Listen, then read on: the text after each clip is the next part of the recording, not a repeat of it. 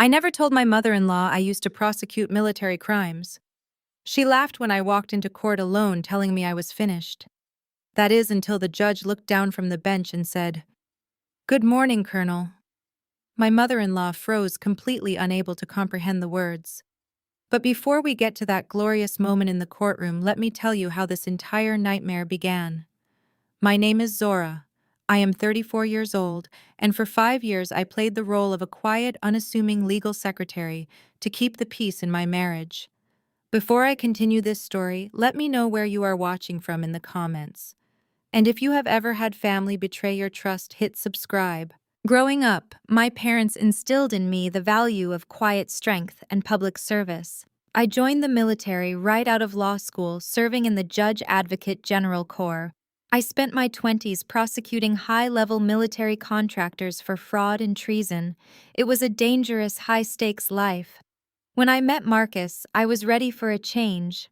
I wanted a quiet life in Atlanta. I took a job as a paralegal at a small firm, keeping my military past and my substantial savings a secret. Marcus was charming, the CEO of a growing medical supply company, and he loved playing the role of the provider. I let him. I thought I was nurturing his ego, but I was actually feeding a monster. The true nature of his family was on full display that Saturday evening. We were attending a highly exclusive charity gala at a country club in Buckhead. The room was filled with Atlanta elite, a tight-knit community where everyone knew everyone and status was everything. My mother-in-law, Beatrice Washington, considered herself the absolute queen of the social circle. She was a former sorority president, the head of the church committee, and a woman who believed that coming from old money made her inherently superior to everyone else. She had never approved of me. In her eyes, because I did not come from a prominent family with a recognized last name, I was beneath them. I was just a girl who went to a public university, not a prestigious, historically black college like Spelman or Howard, where the Washingtons had established their academic legacy for generations. I was sitting alone at our table. The chandeliers cast a golden glow over the crystal glasses and heavy silver cutlery. I was halfway through a plate of oysters, waiting for Marcus, who had vanished to the bar half an hour earlier. I assumed he was networking as he always did. I did not realize he was hiding. The soft hum of polite conversation was violently interrupted when a thick manila envelope was slammed down directly onto my plate. The impact was so forceful that ice and oyster shells shattered, scattering across the pristine white tablecloth and splashing cold water onto the bodice of my black silk dress. I looked up slowly. Beatrice towered over me, wearing a custom emerald gown that probably cost more than my first car. Her face was twisted into a sneer of pure triumph. "Sign it, Zora," she commanded. Her voice was not a shout, but it was perfectly pitched to carry to the neighboring tables. Conversations around us stopped abruptly. I could feel the eyes of dozens of society wives turning in our direction, eager to witness a scandal unfold in real time. $50,000 is more than generous for 5 years of freeloading off my son. Beatrice continued, making sure her friends at the next table could hear every single word. Marcus is about to take his medical supply company public. A low-level legal clerk like you simply does not fit the corporate image anymore. We need someone who knows how to behave in polite society, not a charity case. I looked down at the ruined plate. The bold letters on the document read, "Petition for dissolution of marriage." The expensive paper was already soaking up the melted ice and oyster brine. For a fleeting second, I felt a familiar rush of adrenaline. It was the exact same feeling I used to get right before stepping into a military tribunal to dismantle a corrupt general. But my training took over immediately. I kept my breathing even and my face completely impassive. I did not cry. I did not gasp. I reached for my linen napkin and methodically wiped a drop of water from my wrist. My calmness seemed to infuriate her. Beatrice leaned in closer, planting her manicured hands firmly on the table. "We both know you never belonged here," she hissed, dropping the theatrical volume for a venomous whisper meant only for me. "You are a public school, nobody from the wrong side of the tracks who hit the jackpot by trapping my son." The Washington family has a legacy of excellence. We are doctors, we are politicians, we are board members. We do not drag our bloodline through the mud with someone who buys off the rack clothing and works as a glorified typist. I picked up the damp document, letting the water drip onto the expensive carpet. I flipped to the asset division section, ignoring her tirade. I wanted to see exactly how greedy they were being. And do not even think about contesting the asset division, Beatrice warned, stepping back and crossing her arms. The postnuptial agreement is airtight. You will waive all rights to the primary residence, the investment accounts, and you will sign over the administration rights to that little Howard University scholarship fund you set up in your maiden name. That money came from Marcus, and it belongs back in the Washington Family Trust. That was the exact moment she sealed her own fate. That scholarship fund had absolutely nothing to do with Marcus. I had established it in honor of my late father, and I had funded it entirely with my own combat pay and savings from my deployments overseas. It was my money, my father's name, and my legacy. The sheer audacity of her demanding it crossed a line she did not even know existed.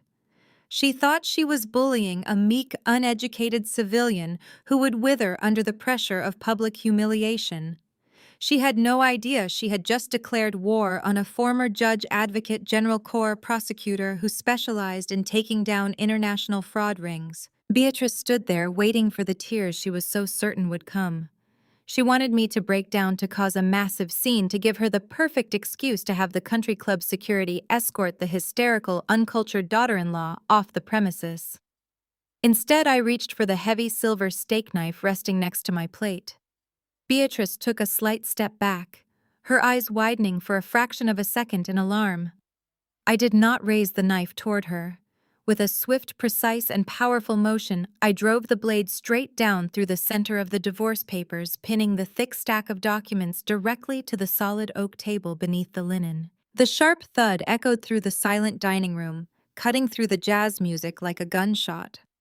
I stood up smoothly, adjusting the skirt of my dress, completely ignoring the shocked gasps from the nearby tables. "You really should advise Marcus to hire better legal counsel," Beatrice, I said. My voice was steady and cold enough to freeze the room. I tapped the hilt of the knife, which was still quivering slightly in the wood. Section 4, Paragraph 2 of this garbage attempts to claim a charitable trust as a marital asset. Not only is that a fundamental violation of federal tax codes regarding nonprofit entities, but trying to compel my signature to transfer it under threat of an inequitable divorce settlement constitutes financial extortion. I leaned in so only she could hear my next words, matching her earlier venomous tone. "Tell your son that if he wants a divorce, he can hand me the papers himself, like a man, rather than hiding at the bar and sending his mother to do his dirty work." "And Beatrice," I smiled pleasantly, "the next time you try to steal money bearing my father's name, I will make sure the Internal Revenue Service takes a very close look at exactly how your church-building fund paid for your new Mercedes." Beatrice stood frozen, her mouth opening and closing like a fish suffocating on dry land. The color completely drained from her face, leaving her heavy makeup looking like a harsh mask. The absolute silence in the country club dining room was suddenly shattered by a loud, arrogant scoff. A hand slammed down onto the table, rattling the crystal glasses. It was Bryce Chloe's white husband, projecting the kind of unearned confidence that only comes from a lifetime of failing upward on Wall Street. He adjusted the cuffs of his bespoke suit, leaning over the table to intrude on my personal space, trying to use his physical presence to intimidate me. "Listen to me very carefully, Zora," Bryce sneered, his voice dripping with absolute condescension. "You are way out of your depth here. You are throwing around wild accusations because you are emotional, but this is the real world. We are talking about fiduciary obligations, equitable distribution, and irrevocable waivers. You are a paralegal. You file paperwork for a living. You do not understand how high-level corporate asset division works." He pointed a manicured finger at the divorce papers still pinned to the table by the steak knife. "I highly suggest you pull that knife out of the wood, pick up a pen, and sign your name right now. My lawyer drew up those papers and he charges $800 an hour. Do not waste the time of people who actually know how to generate real wealth. I did not flinch. I did not move back. I simply looked at his pointing finger, then slowly brought my gaze up to meet his pale, arrogant eyes. I let the silence stretch for 3 agonizing seconds, watching the false bravado start to crack at the edges of his smile. $800 an hour is a steep price to pay for a lawyer who clearly does not know how to cover your tracks, Bryce, I said, my voice completely level, completely devoid of the hysteria he was expecting. I watched his eyes narrow in confusion. If I were you, I would be less concerned about my marital assets and much more concerned about the Delaware shell company you registered last October under the name Apex Holdings LLC. The same shell company you have been using to funnel unreported capital gains from your real estate firm to avoid federal taxation. Bryce physically recoiled, the smug smirk instantly vanishing from his face. His jaw dropped. I leaned forward, my voice dropping to a surgical, precise whisper.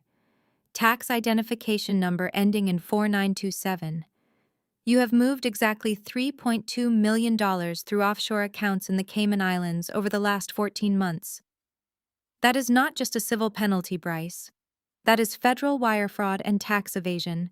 If you ever speak to me in that tone of voice again, I will personally ensure that your $800 an hour lawyer is visiting you behind the glass of a federal penitentiary. Bryce turned a sickly shade of gray. He stepped back, bumping into the chair behind him, entirely stripped of his arrogant armor. He looked at Beatrice, panic flashing across his face, completely unable to comprehend how the quiet, submissive woman he had mocked for 5 years possessed his most guarded financial secrets. Before anyone could process the absolute destruction of Bryce's ego, a shadow fell over the table. Chloe, my sister-in-law, who had been standing silently by her husband's side, suddenly let out a screech of pure, unfiltered rage. Unable to handle her husband being humiliated and her family's dominance being challenged, she grabbed her full glass of expensive Cabernet and hurled the contents directly at me. The dark red wine splashed violently across my chest, soaking into the delicate silk of my black dress and dripping down my neck. The cold liquid sent a shock through my system, but my military discipline held firm. I did not scream. I did not wipe my face. I simply closed my eyes for a fraction of a second, took a measured breath, and opened them again, projecting an aura of lethal calm. Right at that very moment, a voice cut through the tension. What is going on here? It was Marcus, my husband, the man I had spent 5 years playing small for just so he could feel big. He walked up to the table, taking in the scene, the shattered oyster shells, the knife embedded in the divorce papers, Bryce looking terrified, Beatrice clutching her chest in feigned distress, and me standing there dripping in red wine. For one brief, foolish second, the civilian part of my heart hoped he would ask if I was all right. I hoped he would demand to know why his sister had thrown a drink in my face. Instead, Marcus looked at my stained dress with an expression of profound disgust. Look at you, Marcus spat, shaking his head. You are making an absolute spectacle of yourself. This is exactly why my mother said you were a mistake. You have no class, Zora. You do not know how to conduct yourself in polite society. I stared at him, the last remaining shred of my affection for this man evaporating into the cold air of the dining room. Your sister assaults me, and I am the one lacking class, I asked, my voice dangerously soft. You provoked them, Marcus shot back, moving to stand shoulder to shoulder with his mother and his cowardly brother-in-law. He puffed out his chest, trying to project authority. It is over, Zora. I am done apologizing for you. I am done dragging a glorified paralegal to corporate events and hoping you do not embarrass me. I am securing a massive government contract next week to supply medical equipment to the Department of Defense. I am about to take my company to a level you cannot even comprehend. I need a wife who belongs in my world, not someone who acts like a street thug at a country club. He pulled his phone from his pocket, waving it at me. Do not bother trying to use the platinum card to pay for an Uber home. I transferred every single cent out of our joint accounts this morning. I canceled your credit cards. You have absolutely nothing. You are going to sign those papers, you are going to walk away quietly. And you are going to be grateful I do not sue you for the emotional distress you have caused this family. Marcus stood there waiting for me to shatter. He wanted me to beg. He wanted me to panic over the frozen bank accounts and the loss of his precious financial protection. He wanted to see the helpless dependent woman he thought he had married. Instead, I felt a deep, profound sense of liberation. The charade was finally over. I did not have to pretend to be weak anymore. I did not have to smile at these parasites. I slowly reached into my small clutch purse and pulled out my phone. I ignored Marcus completely. I ignored the triumphant sneer returning to Beatrice's face. I opened a highly encrypted, secure messaging application that I had not used for personal matters in 5 years. I typed a single brief message to a classified contact number at the Pentagon. Activate Alpha Contract Freeze. I hit send. I slid the phone back into my purse, picked up my coat, and looked Marcus dead in the eye. "You are absolutely right, Marcus," I said, my voice echoing with a chilling authority that made him involuntarily take a step back. "I do not belong in your world. Your world is incredibly small, entirely fragile, and about to collapse. Enjoy your evening." I turned my back on the Washington family and walked out of the dining room. I moved with the precise, measured stride of a commanding officer leaving a conquered battlefield. I did not look back at the whispers of the other guests. I did not look back at the mess on the table. The night air outside the country club was crisp and cool against my wine-soaked dress. I walked to my car, a modest sedan I had bought myself long before I met Marcus, and drove away from the rolling green hills of Buckhead. My mind was operating with absolute clarity, processing the tactical variables of the war that had just been declared. When I finally turned into the driveway of the sprawling brick mansion Marcus and I had shared for 5 years, the reality of his petty cruelty was sitting right on the front porch. 3 heavy trash bags were dumped haphazardly on the concrete steps. My clothes, my shoes, my personal items, all carelessly shoved into plastic garbage bags, like discarded waste. I walked up the steps and tried the heavy brass door handle. It was locked. I punched my code into the digital keypad. The small screen flashed red, displaying an error message, indicating the access code had been deleted. Marcus had indeed locked me out of my own home.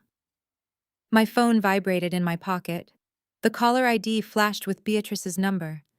I answered it, putting the phone to my ear as I stared at the locked door. "I hope you like the view from the street." Beatrice's voice crackled through the speaker, heavy with malicious glee. "Marcus changed the locks the moment you left for the club this evening. You have no money, no home, and no family to run back to. You can take your garbage bags and go find a bridge to sleep under. This is what happens when you disrespect your betters, Zora. You end up with exactly what you started with. Nothing." I did not scream. I did not demand to be let in. I looked down at the trash bags at my feet. "You are going to need a much bigger house to hide in, Beatrice," I replied evenly, and ended the call. I casually kicked the nearest trash bag off the porch, watching it tumble into the manicured bushes. I did not need anything in those bags. The woman who wore those clothes was dead. Headlights swept across the dark driveway. A massive jet-black Chevrolet Suburban with heavily tinted windows and federal government license plates rolled silently to a stop right behind my sedan. The doors opened simultaneously. 2 men wearing sharp, dark suits and earpieces stepped out onto the driveway. Their posture was rigid, their movements highly coordinated. They walked up the driveway, stopping at the base of the porch steps. They did not look at the trash bags. They did not look at the locked door of the mansion. They looked entirely and respectfully at me. The taller of the 2 agents straightened his posture and gave a crisp, formal nod. "Colonel," he said, his voice carrying the distinct, respectful tone of a subordinate addressing a superior officer. "The Situation Room is ready. Your clearance has been fully reinstated." I looked at the locked door of Marcus's house one last time, a genuine smile finally breaking across my face. I stepped off the porch and walked toward the waiting federal vehicle. "Let us go to work," I said. The cold red wine dripped from my chin and soaked into the silk of my dress, clinging uncomfortably to my skin. The sharp scent of alcohol filled my nose, masking the expensive perfumes of the country club elite who were watching this spectacle unfold. I stood completely still, my chest rising and falling in slow, measured breaths. I did not wipe my face. I did not yell at Chloe for throwing the drink. My eyes were fixed on the archway of the dining room, because right at that moment, Marcus walked in. My husband of 5 years, the man I had built a quiet life for, the man who promised to protect me, was finally here. For a fraction of a second, my heart allowed itself a foolish civilian hope. I expected him to rush forward. I expected him to demand why his sister had just assaulted his wife in front of half of Atlanta. I expected him to be furious. But the world seemed to slow down, narrowing my focus entirely onto his expression. As Marcus took in the scene, the shattered oyster shells, the divorce papers pinned to the table, the terrified look on his brother-in-law, Bryce and me standing there dripping in wine, his handsome face did not register shock or anger. It registered profound disgust. He did not rush to my side. He did not ask if I was hurt. He adjusted the lapels of his custom-tailored tuxedo and walked deliberately toward his family. He bypassed me completely, leaving a wide berth as if my public humiliation was a contagious disease. He took his place right beside his mother Beatrice and his sister Chloe, forming a unified solid wall of Washington family legacy. I was on the outside. I had always been on the outside. "Look at yourself," Zora Marcus said, his voice echoing in the dead silence of the room. It was not a shout, but a cold, disappointed reprimand, like a parent scolding an unruly child. "You are making an absolute spectacle of yourself. This is exactly what my mother warned me about. You simply do not know how to conduct yourself in polite society." I stared at him, the last remaining shred of my affection for this man evaporating into the chilled air of the country club. "Your sister just threw a glass of wine in my face," I said, my voice dangerously soft. "And I am the one lacking class." "You provoked them," Marcus shot back, his tone dripping with condescension. "You always have to push things too far. I asked my mother to hand you those papers quietly to avoid exactly this kind of scene. I wanted to handle this with dignity, but you just had to be difficult. You just had to try and drag my family down to your level. I am done apologizing for you, Zora. I am done dragging a glorified legal secretary to corporate events and holding my breath hoping you do not embarrass me." He stepped forward, puffing out his chest, trying to project authority. The charm that had won me over 5 years ago was completely gone, replaced by the arrogant entitlement he had inherited from his mother. "I wanted to make this easy for you, but since you want to act like an ungrateful wretch who forgot where she came from, let me make things perfectly clear. The marriage is over. And before you even think about hiring some discount lawyer to come after my assets, you should know that I have already taken care of everything." Marcus reached into his pocket and pulled out his phone, tapping the screen with a smug smile. "I went to the bank this morning while you were getting ready for this gala. I transferred every single cent out of our joint checking and savings accounts. The money is safe in an offshore family trust that you cannot touch. I also canceled all of your credit cards. You have absolutely nothing, Zora. Not a dime. You are going to sign those divorce papers, you are going to waive any claim to alimony, and you are going to walk away quietly. If you fight me, I will drag this out in court until you are buried so deep in legal fees, you will be begging for a public defender." The cruelty in his voice was absolute. He stood there waiting for me to shatter. He wanted me to beg. He wanted me to panic over the frozen bank accounts and the sudden terrifying loss of his financial protection. He wanted to see the helpless, dependent woman he thought he had married break down in tears and surrender to his demands. He thought taking away my access to his money would leave me powerless. He did not know that his wealth was nothing compared to the combat pay and military pensions I had been quietly investing for years. He did not know that I had never needed him to provide for me. "Marcus, you drained our accounts to punish me," I asked, tilting my head slightly. "I drained them to protect my future," he corrected smoothly, slipping his phone back into his pocket. "You see, Zora, my company Alpha Defense Solutions is no longer just a small medical supplier. We just secured a massive multi-million-dollar government contract with the Department of Defense. I am about to become a major player in federal contracting. I am taking this company to a level you cannot even begin to comprehend. I am going to be sitting at tables with generals and politicians. I need a wife who belongs in that world. I need someone who understands corporate politics, legacy, and wealth. Not a public school nobody who files paperwork for a living. You served your purpose, Zora, but you are obsolete. Hearing him brag about his defense contract, the very contract I knew was built on the fraudulent medical supplies his brother-in-law Bryce was smuggling into the country, was the final push I needed. The wounded wife was gone. The quiet, submissive paralegal was dead. In her place stood the former Judge Advocate General Corps prosecutor, the woman who had spent her 20s dismantling international fraud rings and putting corrupt military contractors behind federal bars. I felt a deep, profound sense of liberation. The charade was finally over. I did not have to pretend to be weak anymore. I did not have to smile at these parasites or swallow my pride to keep the peace. I slowly reached into my small clutch purse. Marcus laughed a harsh, mocking sound. "What are you doing, Zora?" "Trying to call a cab. Do not bother trying to use the platinum card for an Uber. I told you it is declined. You might have to walk back to whatever cheap apartment you plan on renting." I ignored him completely. I pulled out my phone, keeping my face completely impassive. I did not open my banking app. I did not open my contacts to call a lawyer. I opened a highly encrypted, secure messaging application that I had not used for professional matters in 5 years. The interface was stark black and green, requiring a double biometric authentication to access. My thumb pressed against the scanner, and the app opened immediately, linking directly to a classified server at the Pentagon. I typed a single brief message to the director of the Defense Contract Auditing Agency, a man who still owed me his career. Activate Alpha Contract Freeze. I hit send. I watched the delivery confirmation flash on the screen, ensuring the message was received and encrypted.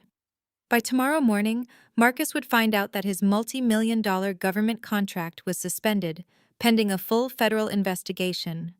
By tomorrow, his entire corporate empire would begin to crumble under the weight of a military audit.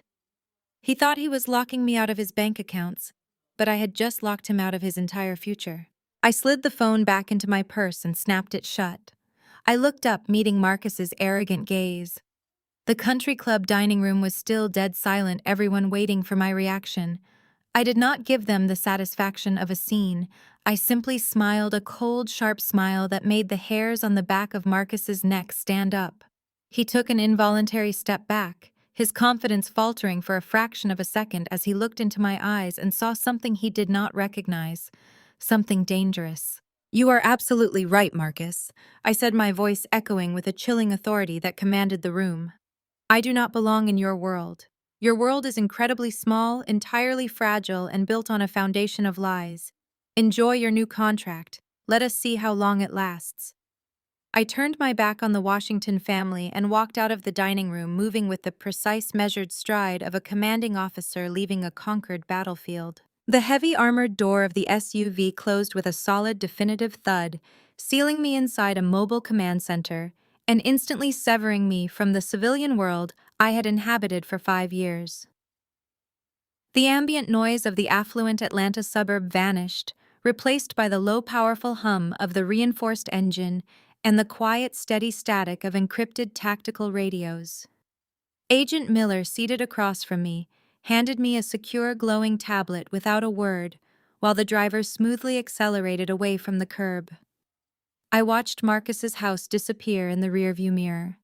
The sprawling brick mansion, the manicured lawn, the life I had meticulously curated to appear harmless and ordinary, it was all shrinking into the darkness.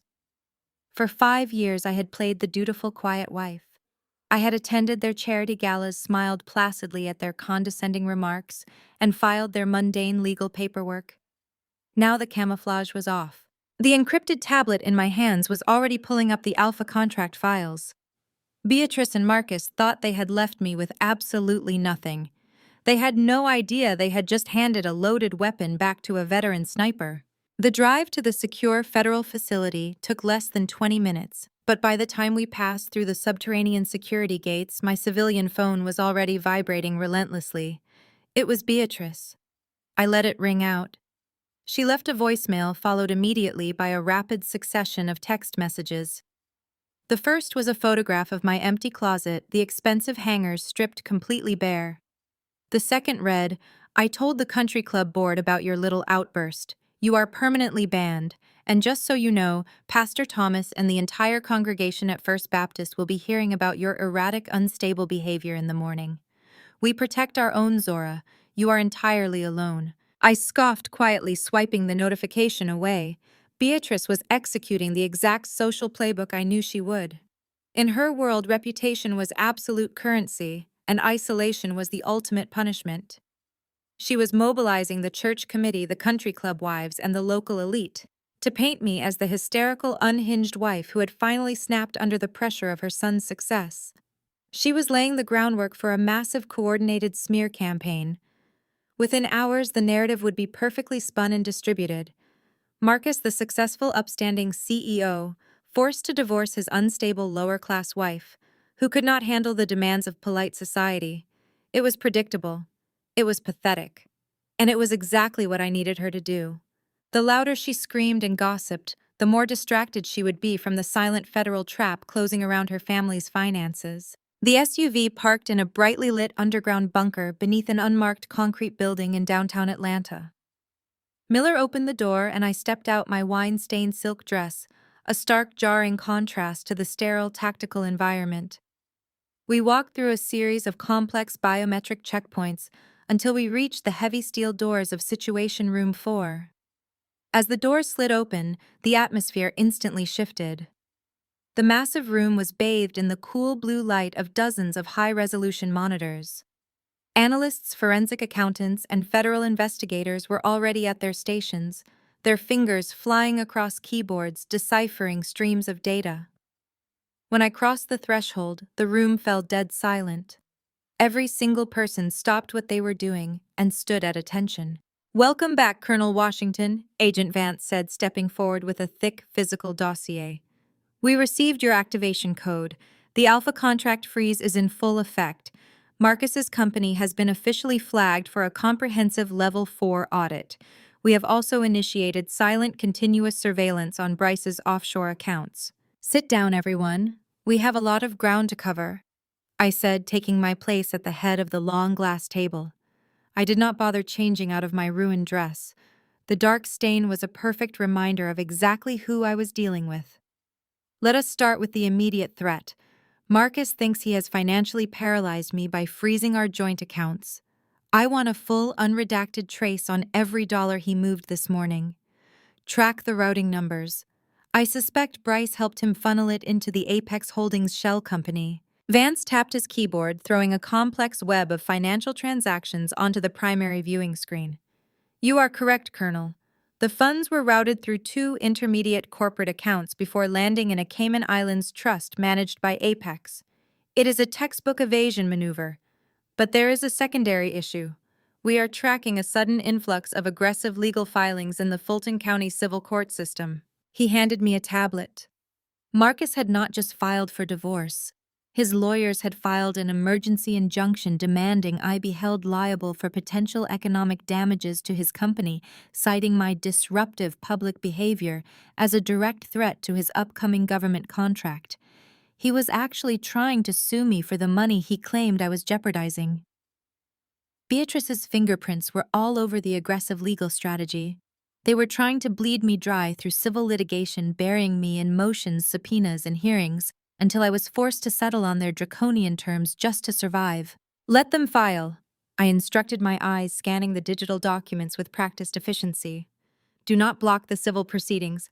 Let Marcus rack up exorbitant billable hours with his high-priced attorneys. He is trying to win a knife fight while we are calling in an airstrike. We keep our federal investigation completely classified. To the outside world and to the Washington family, I am still just an unemployed homeless legal secretary desperately trying to find a pro bono lawyer." The hours bled into the early morning as we systematically dismantled the financial architecture of Marcus's company and Bryce's real estate firm. The sheer level of arrogance was staggering. Bryce had been using Zora Washington, the quiet military veteran, as a clean, honorable face for his shell companies to bypass federal scrutiny, assuming I would never dig into the complex corporate paperwork I was asked to sign as a paralegal. He had severely underestimated the woman he was using as a shield. I had spent years quietly gathering digital copies of every ledger, every invoice, and every questionable tax filing. Just as the sun was beginning to rise over the Atlanta skyline, casting long shadows across the command center, my personal cell phone buzzed with an incoming email.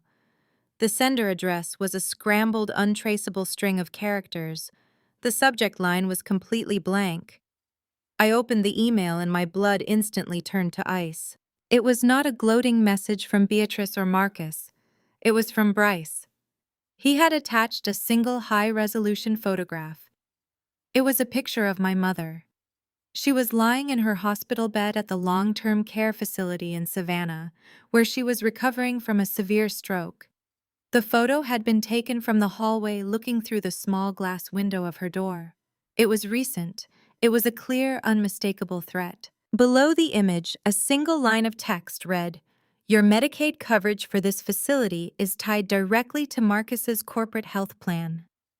Sign the divorce papers and the non-disclosure agreement by noon today, or the coverage is revoked immediately." Medical bills can be quite a heavy burden for someone without a checking account. Do not make this harder on your family than it needs to be. Bryce was not just an arrogant financial broker. He was a sociopath. He actually thought he could use my disabled mother as leverage to force me into submission. He thought a covert photograph and a cowardly financial threat would terrify me into compliance. He expected me to panic, to call him begging for mercy, to concede everything to protect the woman who had raised me. I stared at the screen, the blue light reflecting in my eyes. The cold, calculating fury that washed over me was absolute and all-consuming. I looked up at the wall of monitors, then back down at Agent Vance. "Vance," I said, my voice dropping to a dangerously quiet register that made the seasoned investigator stand up straight. "I want a 24-hour federal protection detail stationed at Savannah Memorial Hospital immediately. No one goes near my mother's room without classified clearance. If anyone from Bryce's camp even drives past that facility, I want them detained." "Yes, Colonel, right away." "And Vance," I added, locking my phone screen and setting it face down on the glass table, "pull up Bryce's Department of Defense shipping manifests. The medical supplies he imported from overseas last month, the ones he plans to use to fulfill Marcus's massive government contract." Vance hesitated, quickly bringing up the encrypted documents on the main screen. "We have them, Colonel. They are listed as sterile surgical kits and advanced combat trauma supplies." "They are counterfeit." I stated, the pieces of the puzzle perfectly snapping into place.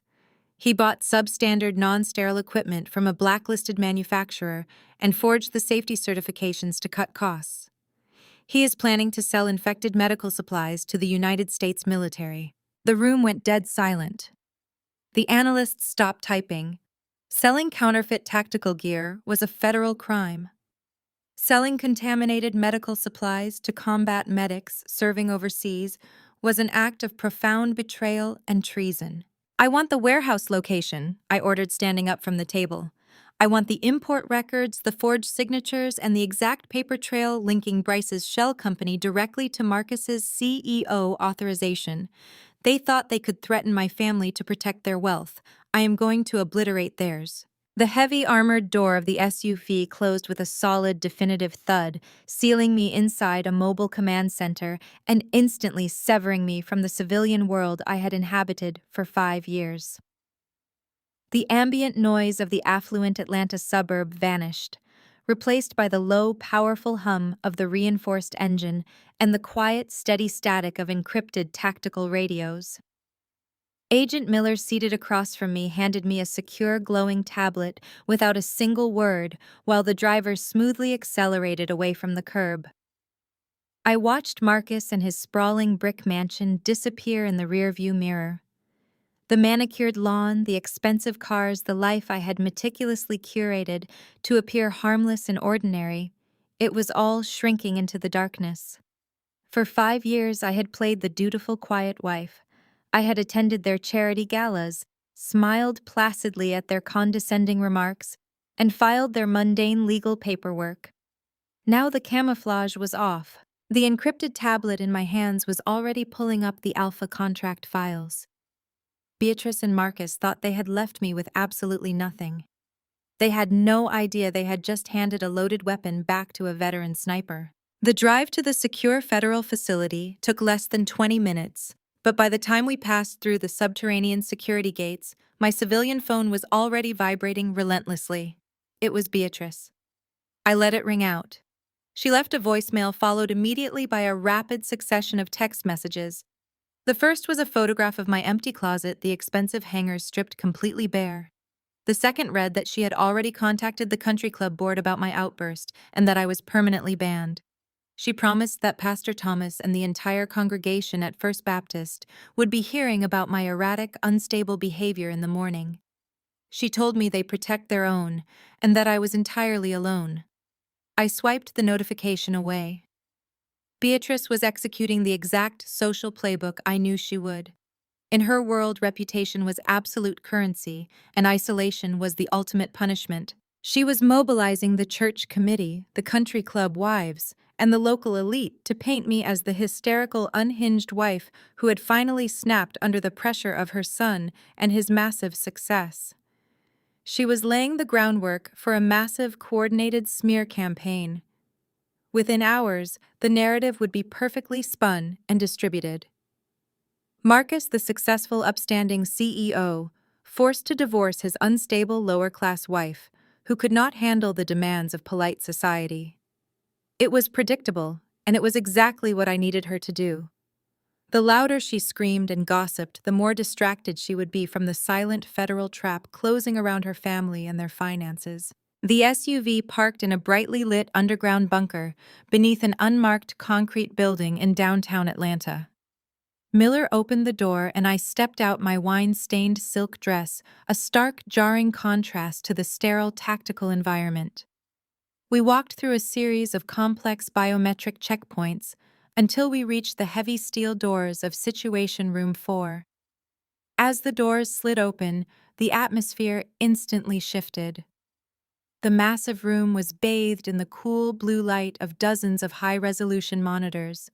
Analysts, forensic accountants, and federal investigators were already at their stations, their fingers flying across keyboards, deciphering streams of data.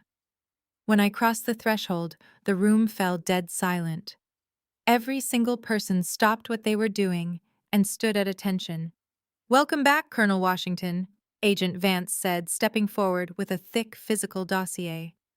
"We received your activation code. The Alpha contract freeze is in full effect.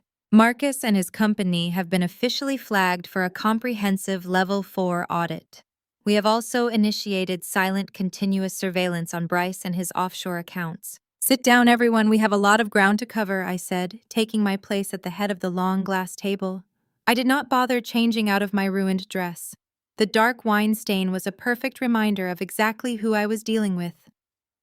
Let us start with the immediate threat.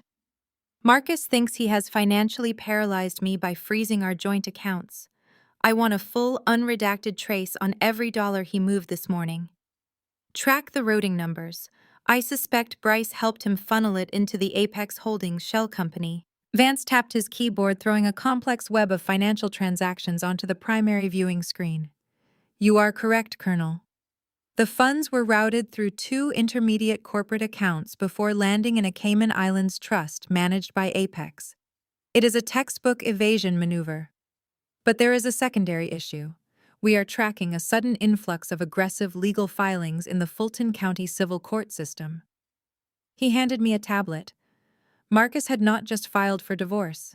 His lawyers had filed an emergency injunction demanding I be held liable for potential economic damages to his company, citing my disruptive public behavior as a direct threat to his upcoming government contract. He was actually trying to sue me for the money he claimed I was jeopardizing. Beatrice and her fingerprints were all over the aggressive legal strategy.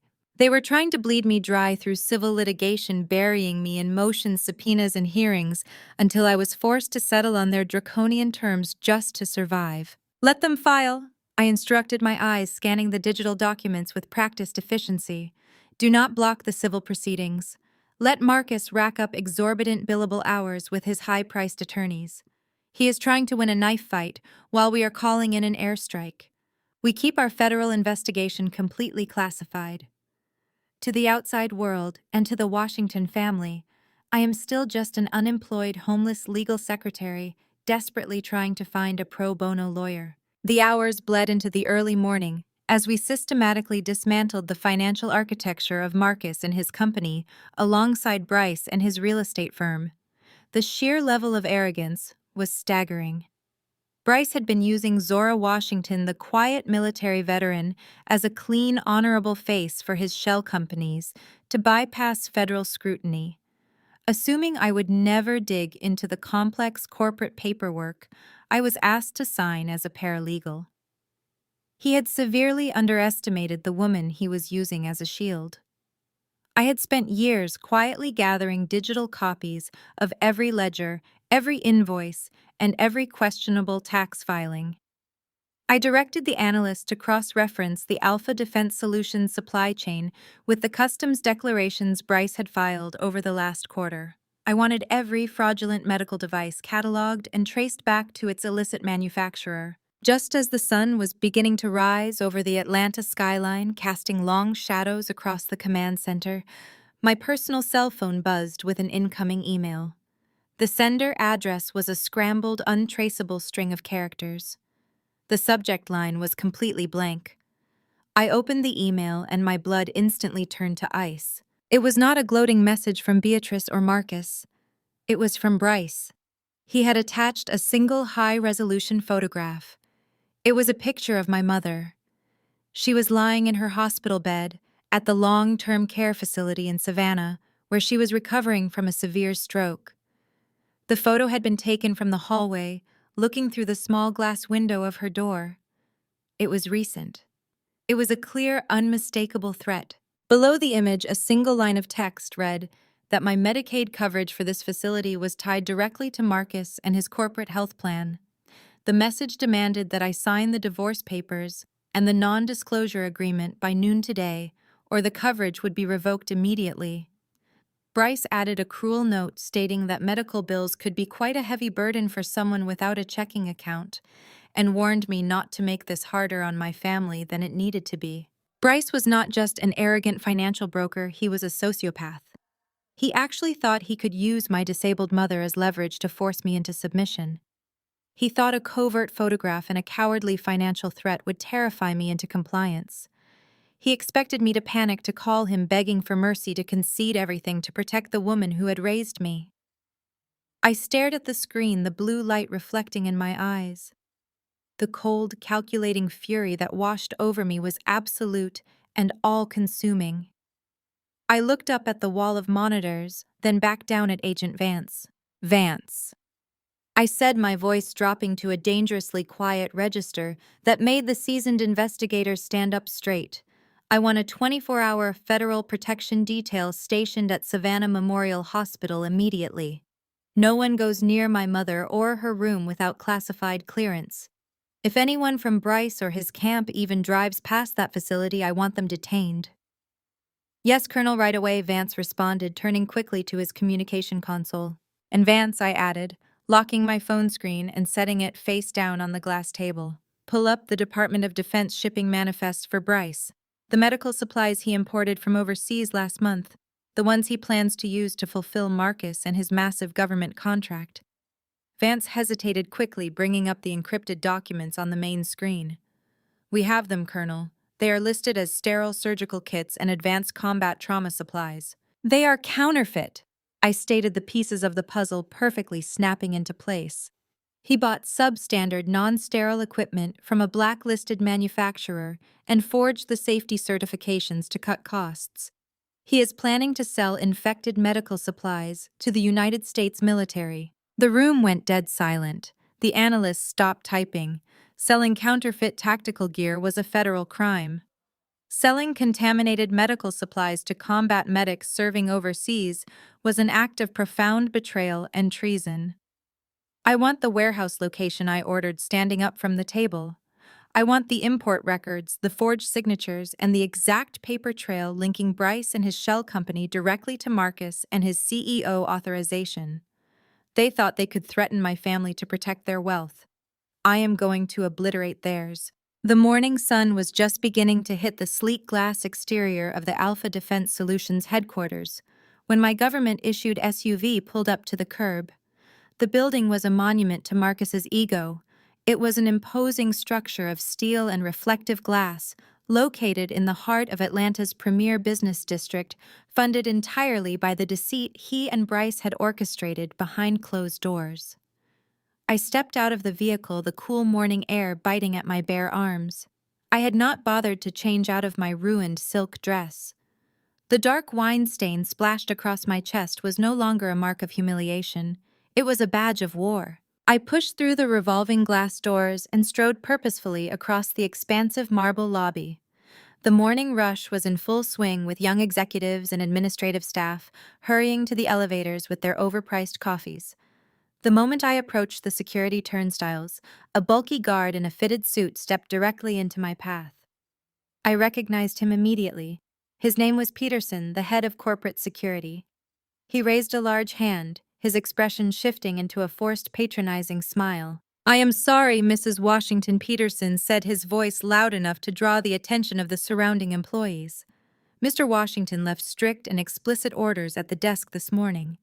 Your access badge has been deactivated and you are no longer permitted anywhere on the premises.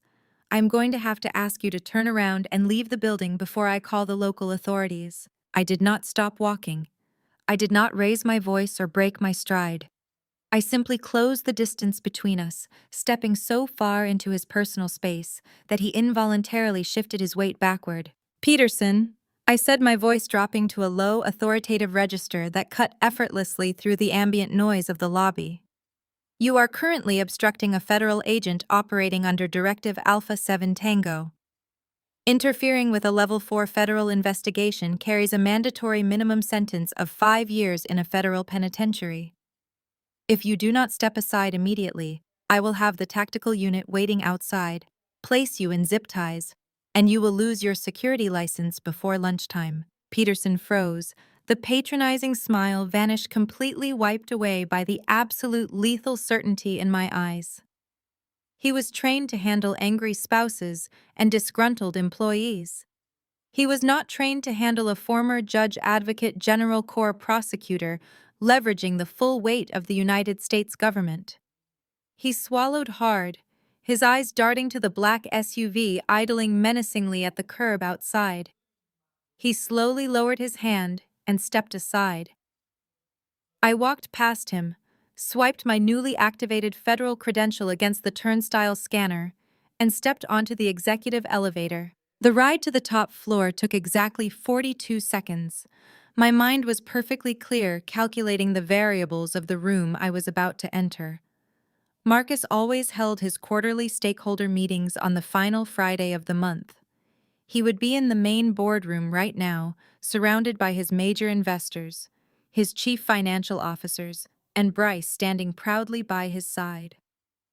They would be celebrating the multi-million-dollar Department of Defense contract, counting the phantom money they thought they had just secured. The elevator doors chimed and parted. I walked down the plush carpeted hallway, bypassing the frantic receptionist who stood up and tried to call out to me. I reached the heavy double oak doors of the executive boardroom and pushed them open with enough force to make them hit the interior walls with a loud, resonant crack. The entire room jumped. 12 men and women in immaculate business attire turned to stare at me in absolute shock.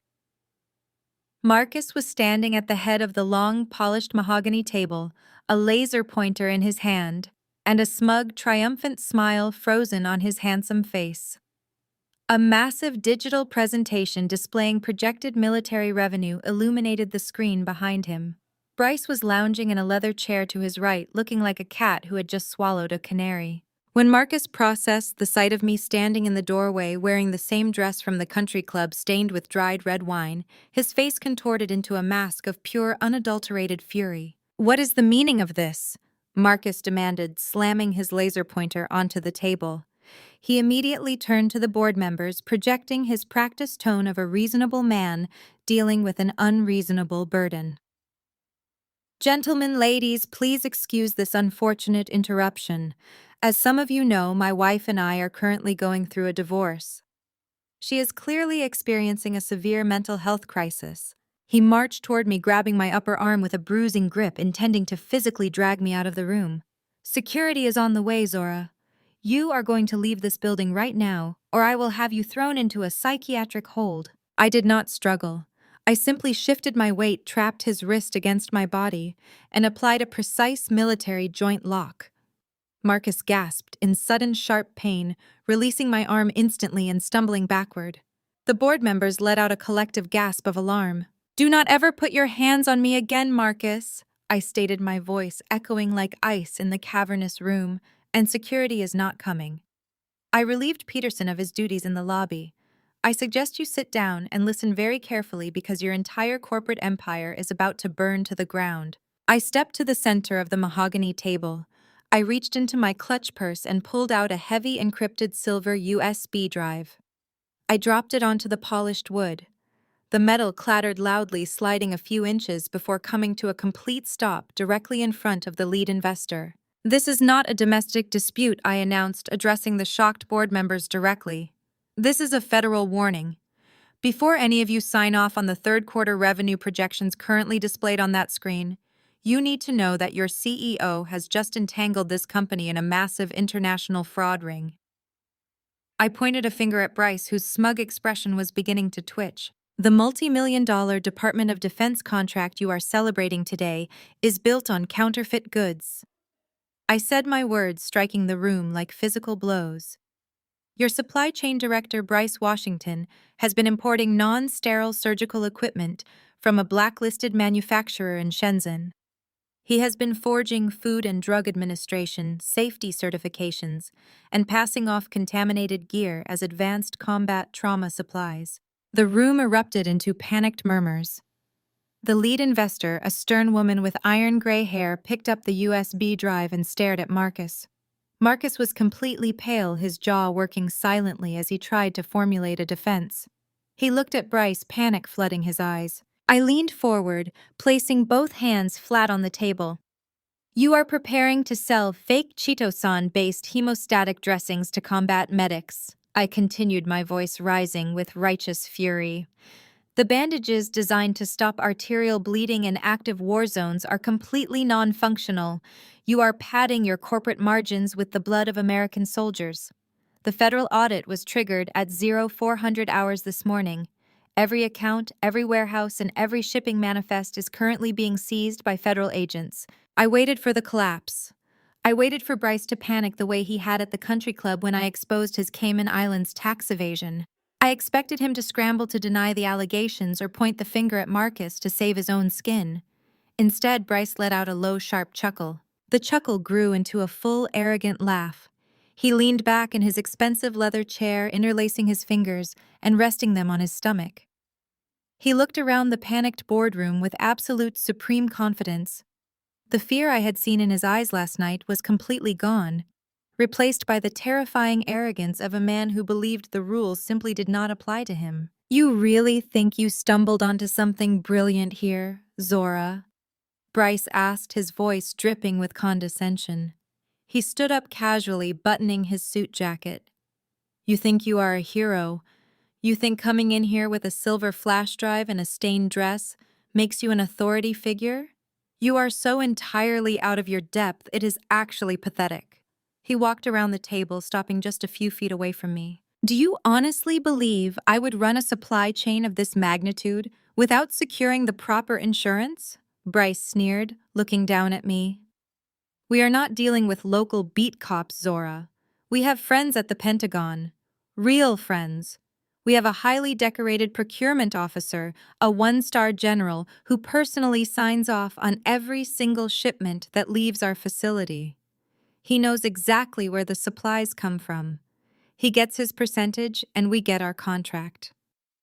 The system works perfectly until a bitter unemployed woman decides to throw a public tantrum because her husband finally got tired of her dragging him down. Bryce leaned in so close I could smell the stale coffee on his breath. His pale eyes were completely devoid of fear. There will be no federal audit, Zora. My guy at the Department of Defense will squash your little complaint before it even reaches a desk. You are a jobless, desperate legal secretary who got locked out of her own house. I am a corporate executive backed by the United States military. Go ahead. Pick up your little silver drive and march down to the local precinct. Call the police if you dare. See who they believe. You will be sitting in a holding cell for corporate espionage and trespassing before the sun goes down. I looked at Bryce, a man so intoxicated by his own perceived invincibility that he could not see the crosshairs painted directly on his chest. I did not raise my voice. I did not match his frantic, desperate energy. I simply let my gaze sweep across the terrified faces of the board members lingering on the lead investor, who was still clutching the silver flash drive like it was a live grenade. The data on that drive is fully decrypted, I said, addressing the investors rather than Bryce. You have exactly 24 hours to review the supply chain logs and report your findings to the Department of Justice. If you choose to ignore it, you will be indicted as co-conspirators in a federal treason case. The choice is entirely yours. I turned my back on Bryce's sputtering rage and Marcus's stunned silence. I walked out of the boardroom with the same measured clinical precision I had used to enter. The heavy oak doors swung shut behind me, cutting off the sudden eruption of panicked shouting from the executives. I did not wait for the elevator. I took the stairwell, moving swiftly and silently down to the ground floor, where Agent Miller and the armored SUV were waiting to extract me. The initial strike was delivered. Now it was time to let the enemy make their fatal mistake. Hours later, the atmosphere inside Situation Room 4 was a portrait of absolute focused stillness. The frantic energy of Marcus's corporate headquarters was a world away. Here in the subterranean federal bunker, there was only the low hum of server cooling fans and the soft, rhythmic tapping of keyboards. I sat alone at the far end of the long glass table. Directly in front of me, resting under the harsh glare of a single overhead spotlight, lay a thick manila envelope. It had been delivered to the facility's secure mailroom just moments ago, hand-delivered by a private courier. The return address bore the gold-embossed seal of Sterling and Vance, one of the most ruthless and expensive corporate litigation firms on the East Coast. Beatrice Washington had wasted absolutely no time. I reached out and broke the wax seal, sliding the heavy parchment documents onto the glass table. It was an emergency federal court summons. Beatrice had used her immense wealth and social influence to bypass standard legal procedures, fast-tracking an emergency injunction directly to a federal judge. She was not just trying to finalize a divorce or protect Marcus's assets. She was executing a targeted scorched earth campaign designed to leave me entirely destitute. I read through the dense legal jargon, my face remaining a mask of calm detachment. Beatrice and her high-priced legal team had filed a motion for asset seizure, claiming that my disruptive public behavior at the country club had caused irreparable economic damage to Marcus's company. But they were not coming after my non-existent joint bank accounts. They were coming after the only tangible asset I had ever truly cared about. Attached to the summons was a detailed property deed for 400 acres of prime, untouched coastal real estate in South Carolina. The land had been in my family for 4 generations, purchased by my great-grandfather immediately following the Reconstruction era. It was a sprawling expanse of ancient oak trees and deep water access that had recently been appraised at over $12 million due to a newly approved commercial zoning initiative. It was my ancestral home, the absolute bedrock of my family's heritage. Beatrice had somehow uncovered the true value of the land, and her greed had completely overridden her common sense. The legal filing claimed that because I was married to Marcus when the land's value skyrocketed, he was entitled to a controlling interest in the property. She wanted to strip me of my heritage and sell the land to developers to cover the imaginary losses I had supposedly inflicted on her precious son. My civilian cell phone sitting next to the summons vibrated harshly against the glass table. The screen illuminated, displaying a text message from Beatrice. I picked it up and read the words she had typed in a fit of arrogant malice. "Get ready to wear prison clothes, you brat. My family has the best legal team on the East Coast. We are taking the land. We are taking everything. You should have walked away when you had the chance. I set the phone down and let out a slow, quiet breath. Beatrice thought she had just delivered the killing blow. She thought she had outsmarted me using her vast resources to buy a legal victory that would crush my spirit and leave me begging for mercy. She genuinely believed that hiring an elite law firm to file an aggressive federal lawsuit would terrify a simple legal secretary into submission. She had no idea that she had just walked blindly into a meticulously designed tactical trap. I looked at the summons again, a genuine cold smile finally breaking across my face. In order to file this emergency injunction in a federal court, Beatrice's lawyers had been required to submit sworn financial affidavits detailing Marcus's corporate revenue and Bryce's supply chain ledgers. They had to legally prove the economic damages they were claiming. By submitting those documents to a federal judge, Beatrice and her attorneys had officially entered fraudulent financial records into the United States judicial system. They had just committed perjury, wire fraud, and federal obstruction of justice on the public record. For 5 years, I had been forced to watch Beatrice Washington use her money to manipulate the law, buying off politicians and crushing anyone who stood in her family's way. I knew that the moment I threatened their empire, her ego would not allow her to simply defend herself. She would go on the offensive. She would try to take something that mattered to me. I had deliberately left the coastal property deed in my home office desk, knowing she would search my belongings the moment Marcus locked me out. I had dangled a $12 million piece of bait right in front of her greedy eyes, and she had swallowed it whole. Because Beatrice had officially linked her personal wealth and Marcus's corporate assets to a fraudulent federal lawsuit, I now had the legal authority to bypass civil court entirely. I did not need a divorce lawyer. I had the full, unmitigated power of the Patriot Act and federal RICO statutes at my disposal. Beatrice had just handed me the key to freeze every single offshore account, trust fund, and real estate holding the Washington family possessed. I reached across the table and picked up the secure encrypted red phone. I bypassed the standard communication relays and dialed a direct classified line to a specific office inside the Pentagon. The line clicked and connected instantly. Colonel Washington, a deep, gravelly voice, answered on the other end. "General," I said, my eyes locked on the summons resting under the harsh spotlight. I kept my voice perfectly level, stripped of all emotion, and focused entirely on the execution of the mission. They took the bait. Let us pull the net. I stood there as the federal analysts scrambled to execute my orders, pulling the warehouse coordinates and the forged shipping manifests with brutal efficiency. The sterile, brightly lit air of the underground bunker hummed with the high-stakes adrenaline of the hunt. I watched the data streams cascade across the massive monitors, but my mind was already moving 3 steps ahead of the current tactical objective. I turned away from the glass table and walked deliberately toward the reinforced titanium vault at the far end of the command center. Agent Vance anticipated my movement, stepping forward quickly to engage the biometric scanner. The heavy steel door glided open with a sharp pneumatic hiss, revealing a stark secondary chamber. In the absolute center of the room, resting on a simple metal table, sat a heavy antique wooden trunk bound in weathered leather and tarnished brass. I stepped up to the trunk, feeling a profound sense of gravity settle over my shoulders. I unfastened the heavy brass latches. They snapped open with a loud metallic crack that echoed against the concrete walls.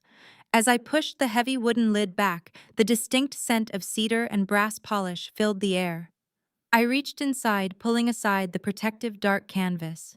Beneath it lay the pristine, perfectly pressed dark navy fabric of my military dress uniform. As I lifted the heavy jacket, the overhead fluorescent lights caught the brilliant silver eagles pinned to the epaulets, the undeniable insignia of a full colonel in the United States Army. I ran my thumb over the rows of colorful commendations and heavy medals meticulously arranged on the left breast. The Defense Superior Service Medal, the Legion of Merit, the Joint Service Commendation Medal. These were not ceremonial trinkets handed out for desk work.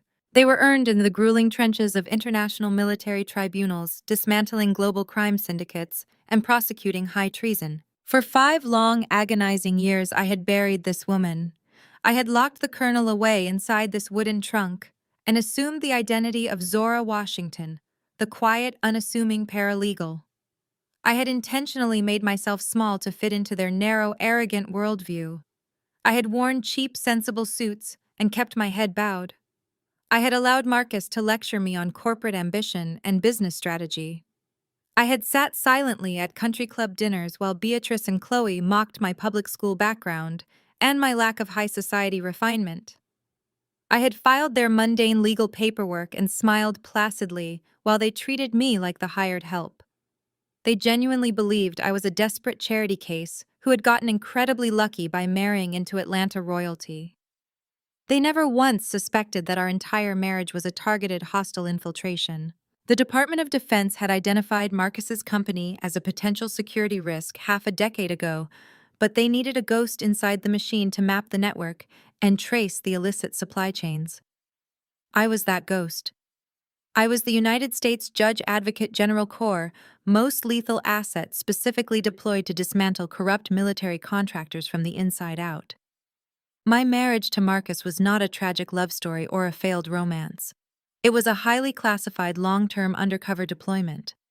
I had spent 5 years playing the submissive, poorly dressed wife, specifically to gather the evidence required to put this entire syndicate behind federal bars. I carried the heavy uniform jacket out of the vault and draped it carefully over the back of my chair at the head of the conference table.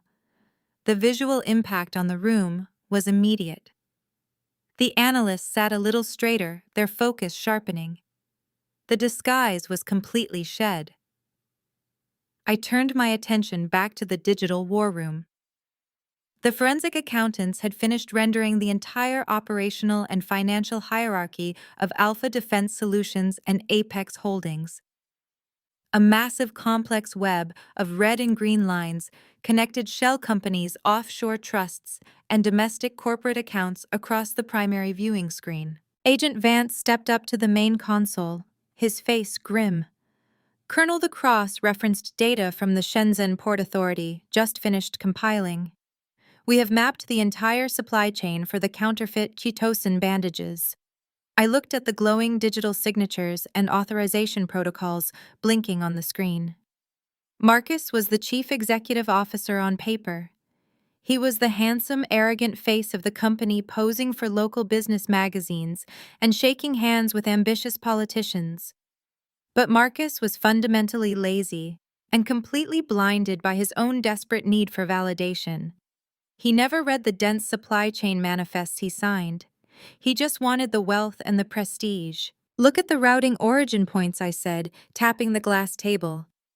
Every single logistical command, every wire transfer to the blacklisted Chinese manufacturers, every forged Food and Drug Administration safety certification originated from a specific secure IP address. Vance zoomed in on the data node. It was registered directly to Bryce. The pale, smug brother-in-law who had stood in the boardroom and mocked my career was not just a side character trying to make a quick commission. Bryce was the actual architect. He was the absolute mastermind of the entire operation. He had recognized Marcus's desperate, blinding ambition and weaponized it.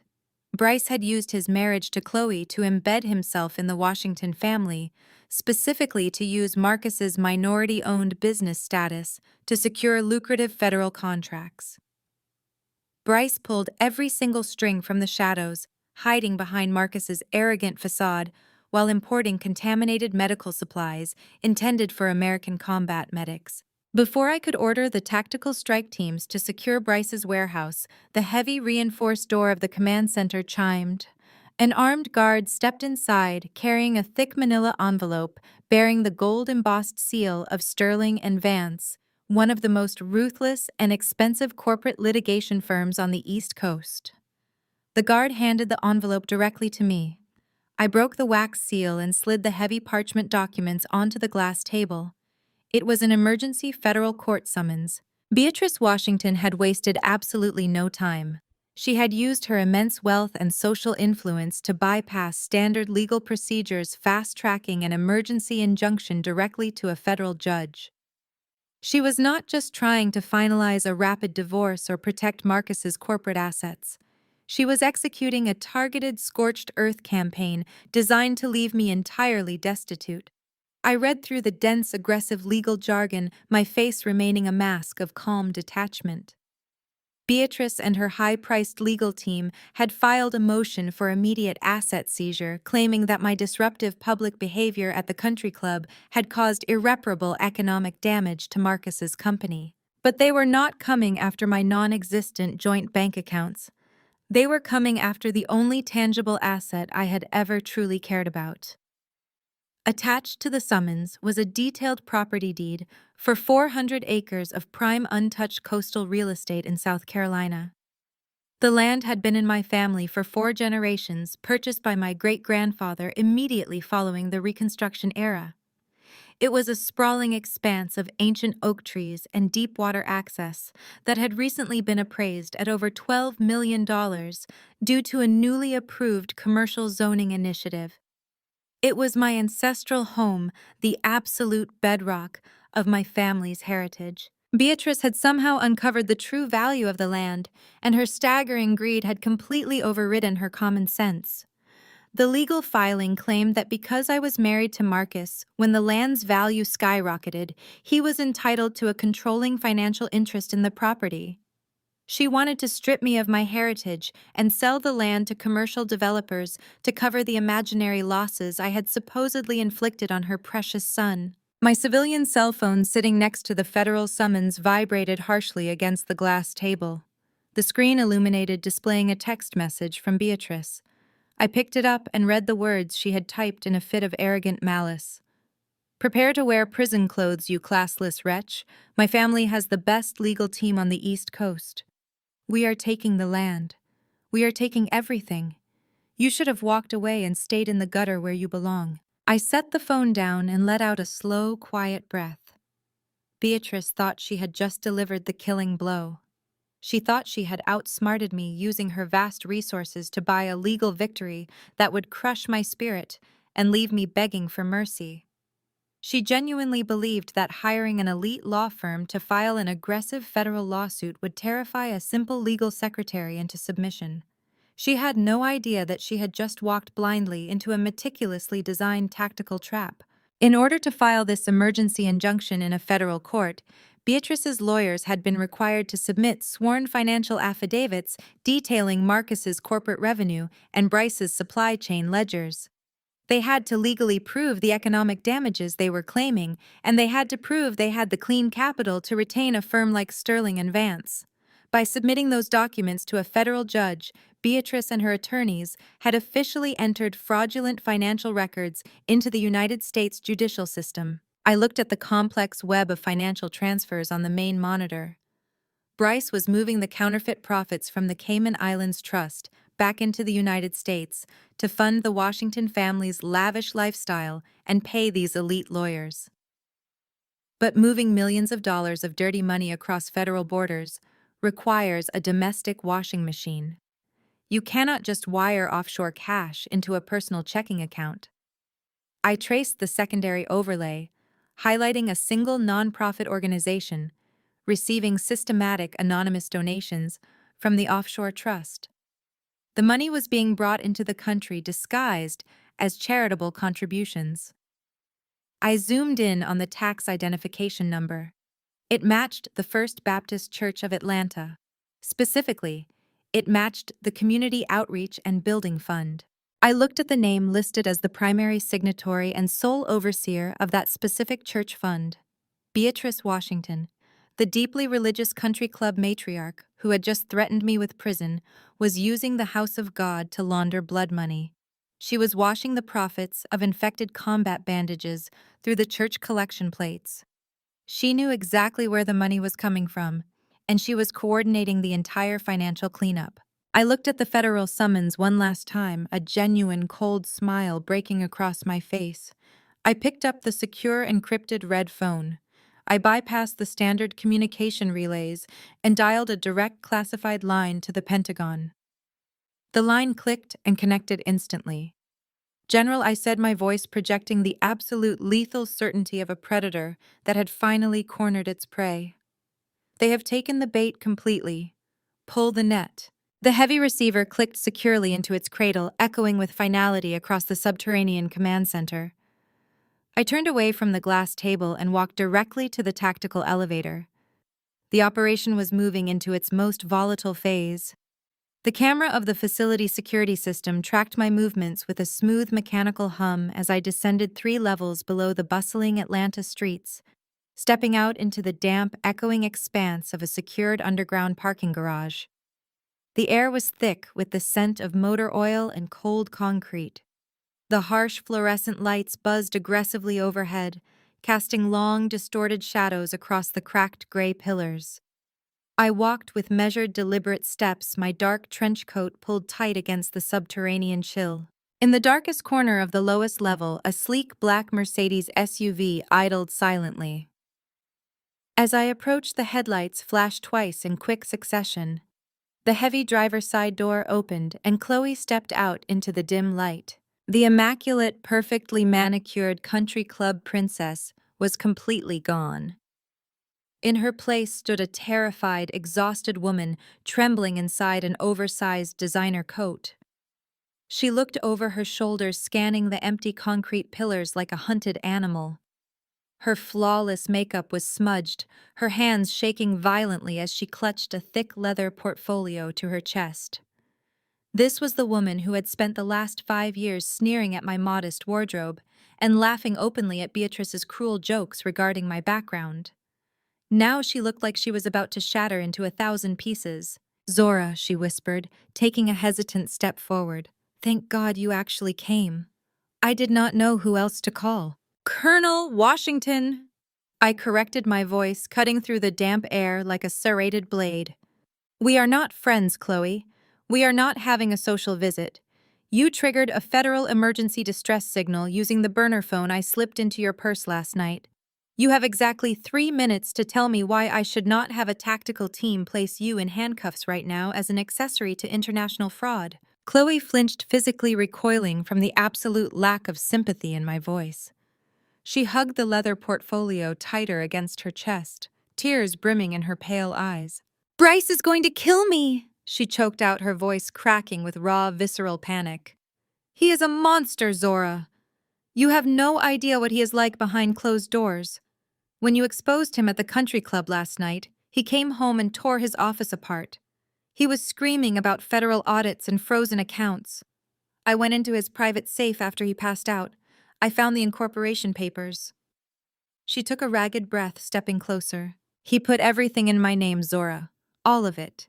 Apex Holdings, the Cayman Islands, trusts the import licenses for the military medical supplies.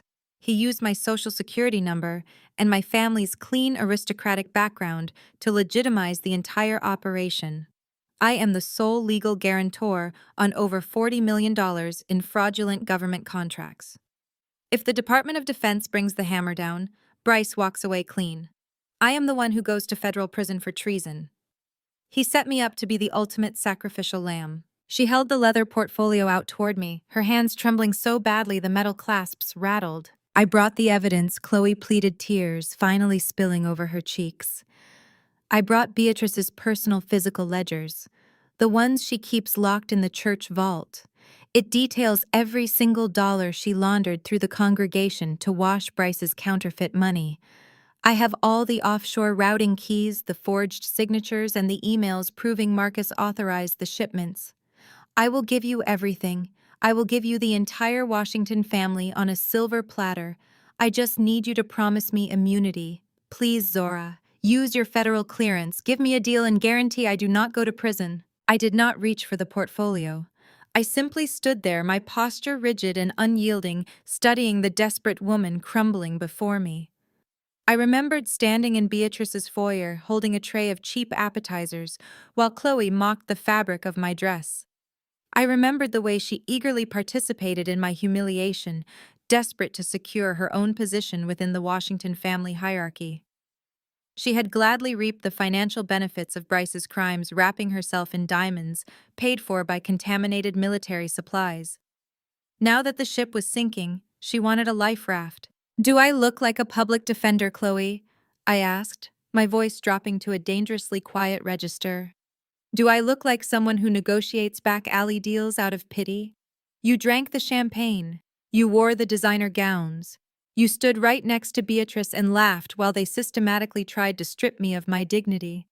You enjoyed the privilege of that blood money, and now you want to hand over a notebook and walk away entirely unscathed. Zora, please, she sobbed, falling to her knees on the cold concrete.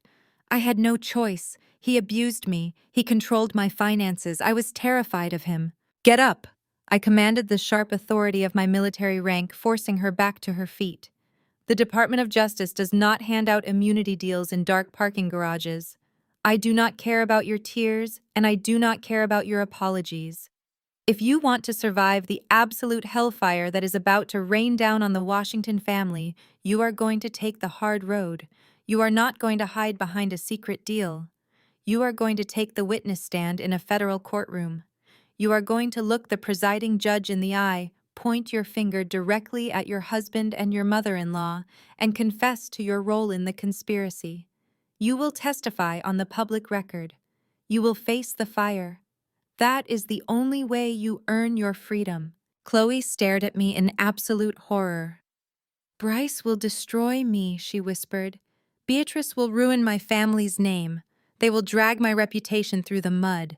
They will say I am insane. Beatrice is currently facing federal RICO charges, and Bryce is looking at 20 years in Leavenworth for defrauding the Department of Defense, I stated coldly. They are not going to have a reputation left to protect. You can either stand with the federal government and testify as a cooperating witness, or you can stand with your husband and go down as the primary architect of a treasonous conspiracy. Pick your executioner, Chloe, right now. She squeezed her eyes shut, a violent sob tearing from her throat. She realized she was completely outmatched.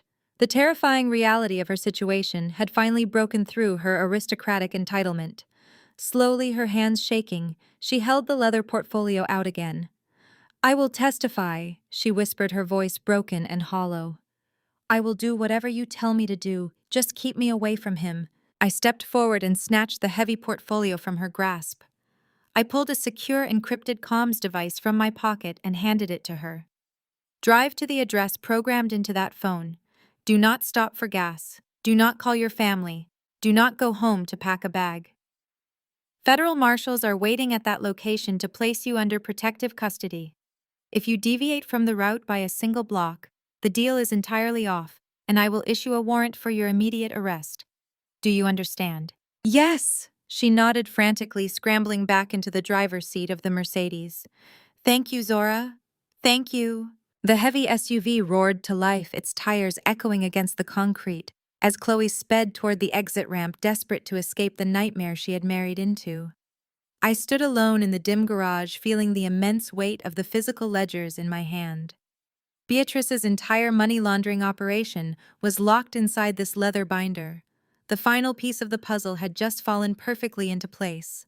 I turned on my heel, preparing to head back to the secure elevator. Suddenly, the piercing, high-pitched screech of heavy tires echoed through the subterranean level. Two unmarked matte black vans tore around the concrete pillars, moving with terrifying military precision. They slammed on their brakes, positioned perfectly to block both the exit ramp and my path back to the elevator.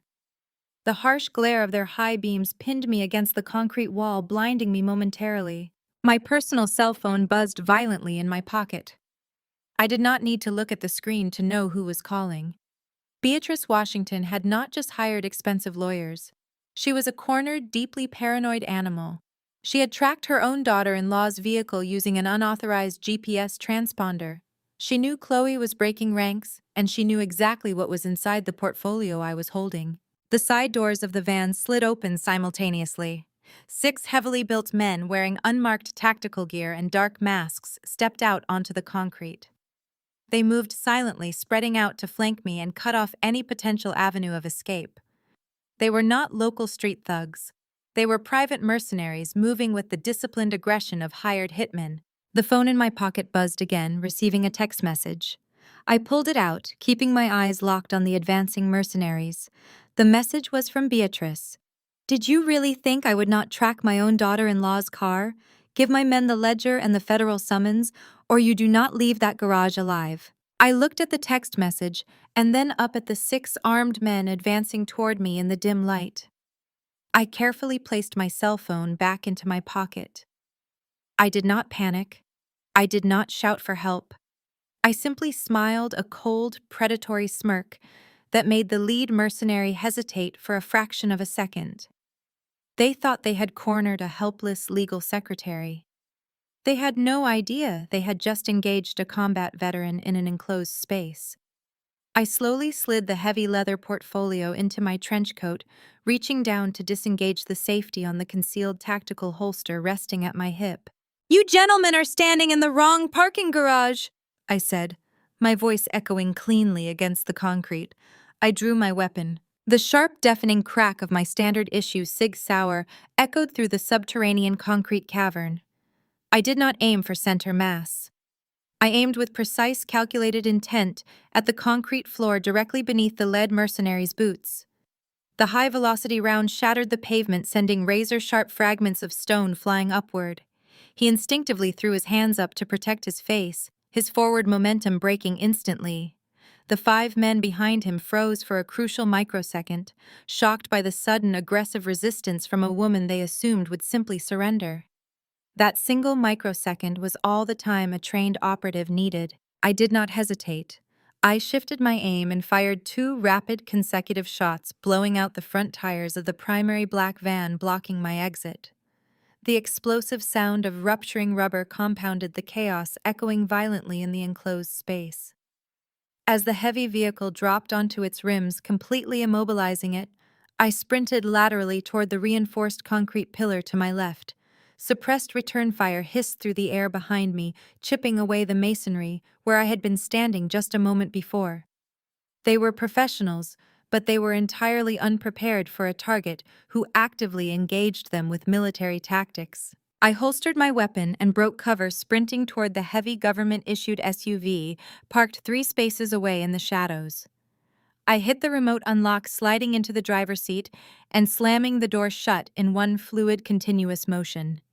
The reinforced engine roared to life with a deep, guttural growl. Through the windshield, I saw the mercenaries recovering their formation, leveling their weapons at my vehicle. They expected me to panic and reverse. Instead, I slammed the transmission into drive and crushed the accelerator to the floor. The massive armored SUV surged forward like a battering ram. I aimed directly for the narrow gap between the disabled van and the concrete wall. The mercenaries scrambled out of the way, diving onto the damp floor to avoid being crushed. Metal screamed against metal as the side of my vehicle scraped the van, shearing off the side mirror and sending sparks flying into the darkness. I broke through the blockade, hit the exit ramp, and rocketed up into the cool Atlanta night. My encrypted earpiece chimed immediately. It was Agent Vance monitoring the situation from the command center. "Colonel, we have eyes on your position," Vance stated, his voice tight with adrenaline. "Traffic cameras confirm 2 additional hostile vehicles converging on your route from the adjacent surface streets. Beatrice had backup teams waiting in the perimeter. We have also confirmed that the primary witness has safely breached the federal marshal checkpoint. Chloe is secure." "Good," I replied, gripping the leather steering wheel, my eyes scanning the rear-view mirror. "Keep the marshals locked down tight around her. No one gets in or out of that safe house without my direct authorization. Now track these pursuing vehicles and guide me into the industrial sector. I need to shear them off before I reach the courthouse." "Understood," Colonel Vance replied. "Take the next right onto Marietta Street. You have a clear path for exactly 4 blocks before they close the distance." I jerked the steering wheel, throwing the heavy SUV into a sharp right turn. The tires shrieked in protest against the asphalt. Glancing in the rearview mirror, I saw the blinding high beams of 2 dark sedans aggressively cutting through the late-night traffic to stay on my tail. Beatrice was truly desperate. She had realized that the leather portfolio resting on my passenger seat was the definitive nail in her coffin. That single binder contained the physical handwritten ledgers proving she had used her pristine church to launder the blood money generated by Bryce and his counterfeit military supplies. If that ledger made it to a federal judge, the entire Washington family would be facing decades in federal prison. She was willing to risk an open street war to get it back. I accelerated, pushing the heavy engine to its absolute limit. The neon lights of downtown Atlanta blurred past my windows. I kept my breathing slow and measured, relying on years of evasive driving training. The pursuing sedans were fast, but they were driven by hired muscle who relied on aggression rather than precision. I needed to use their momentum against them. Take the next exit toward the old rail yard, Vance instructed over the comms. The streets are narrow and abandoned. I killed the headlights, plunging my SUV into darkness as I took the exit ramp at dangerous speed. Navigating by the ambient glow of the city skyline, I tore down the deserted industrial road. The two sedans followed blindly, their high beams slicing through the dark. I approached a sharp left turn, bordered by a high brick wall and a row of steel shipping containers. I did not tap the brakes. Instead, I pulled the emergency handbrake and aggressively spun the steering wheel, throwing the heavy vehicle into a controlled tactical slide. The SUV pivoted flawlessly, tires smoking as I slid the vehicle into the narrow gap between two massive steel containers entirely out of sight.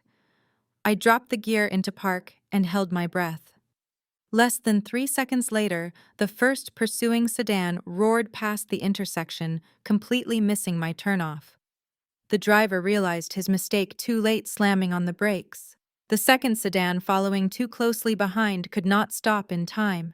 The sickening crunch of metal and shattering glass echoed through the empty rail yard as the two hostile vehicles collided violently, rendering them both inoperable. Target neutralized, Vance confirmed a moment later. The local police are responding to the crash site. You have a clear path to the federal district. I exhaled slowly, turning my headlights back on and reversing out of the hiding spot. The drive to the Richard B. Russell Federal Building took less than 10 minutes. The towering monolith of white stone and glass loomed against the night sky, a silent fortress of justice. I bypassed the civilian parking and pulled directly up to the subterranean security gate. Two armed federal guards stepped out of the booth, their hands resting cautiously on their holstered weapons as they approached my vehicle. I rolled down the window and held out my Level 4 clearance badge. The moment the scanner registered the Silver Eagle and the biometric code, the guard's demeanor instantly shifted. He stood at attention, snapping a crisp salute before authorizing the heavy steel barricades to retract. I parked the SUV, grabbed the heavy leather portfolio, and walked toward the private judicial elevators. The halls of the federal courthouse were completely silent at this hour, bathed in the dim security lighting. My footsteps echoed against the polished marble floors.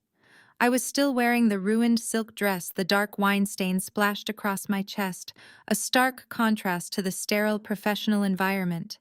It was a physical reminder of the arrogance and cruelty I was about to dismantle. I reached the heavy double doors of the Chief Magistrate's chambers.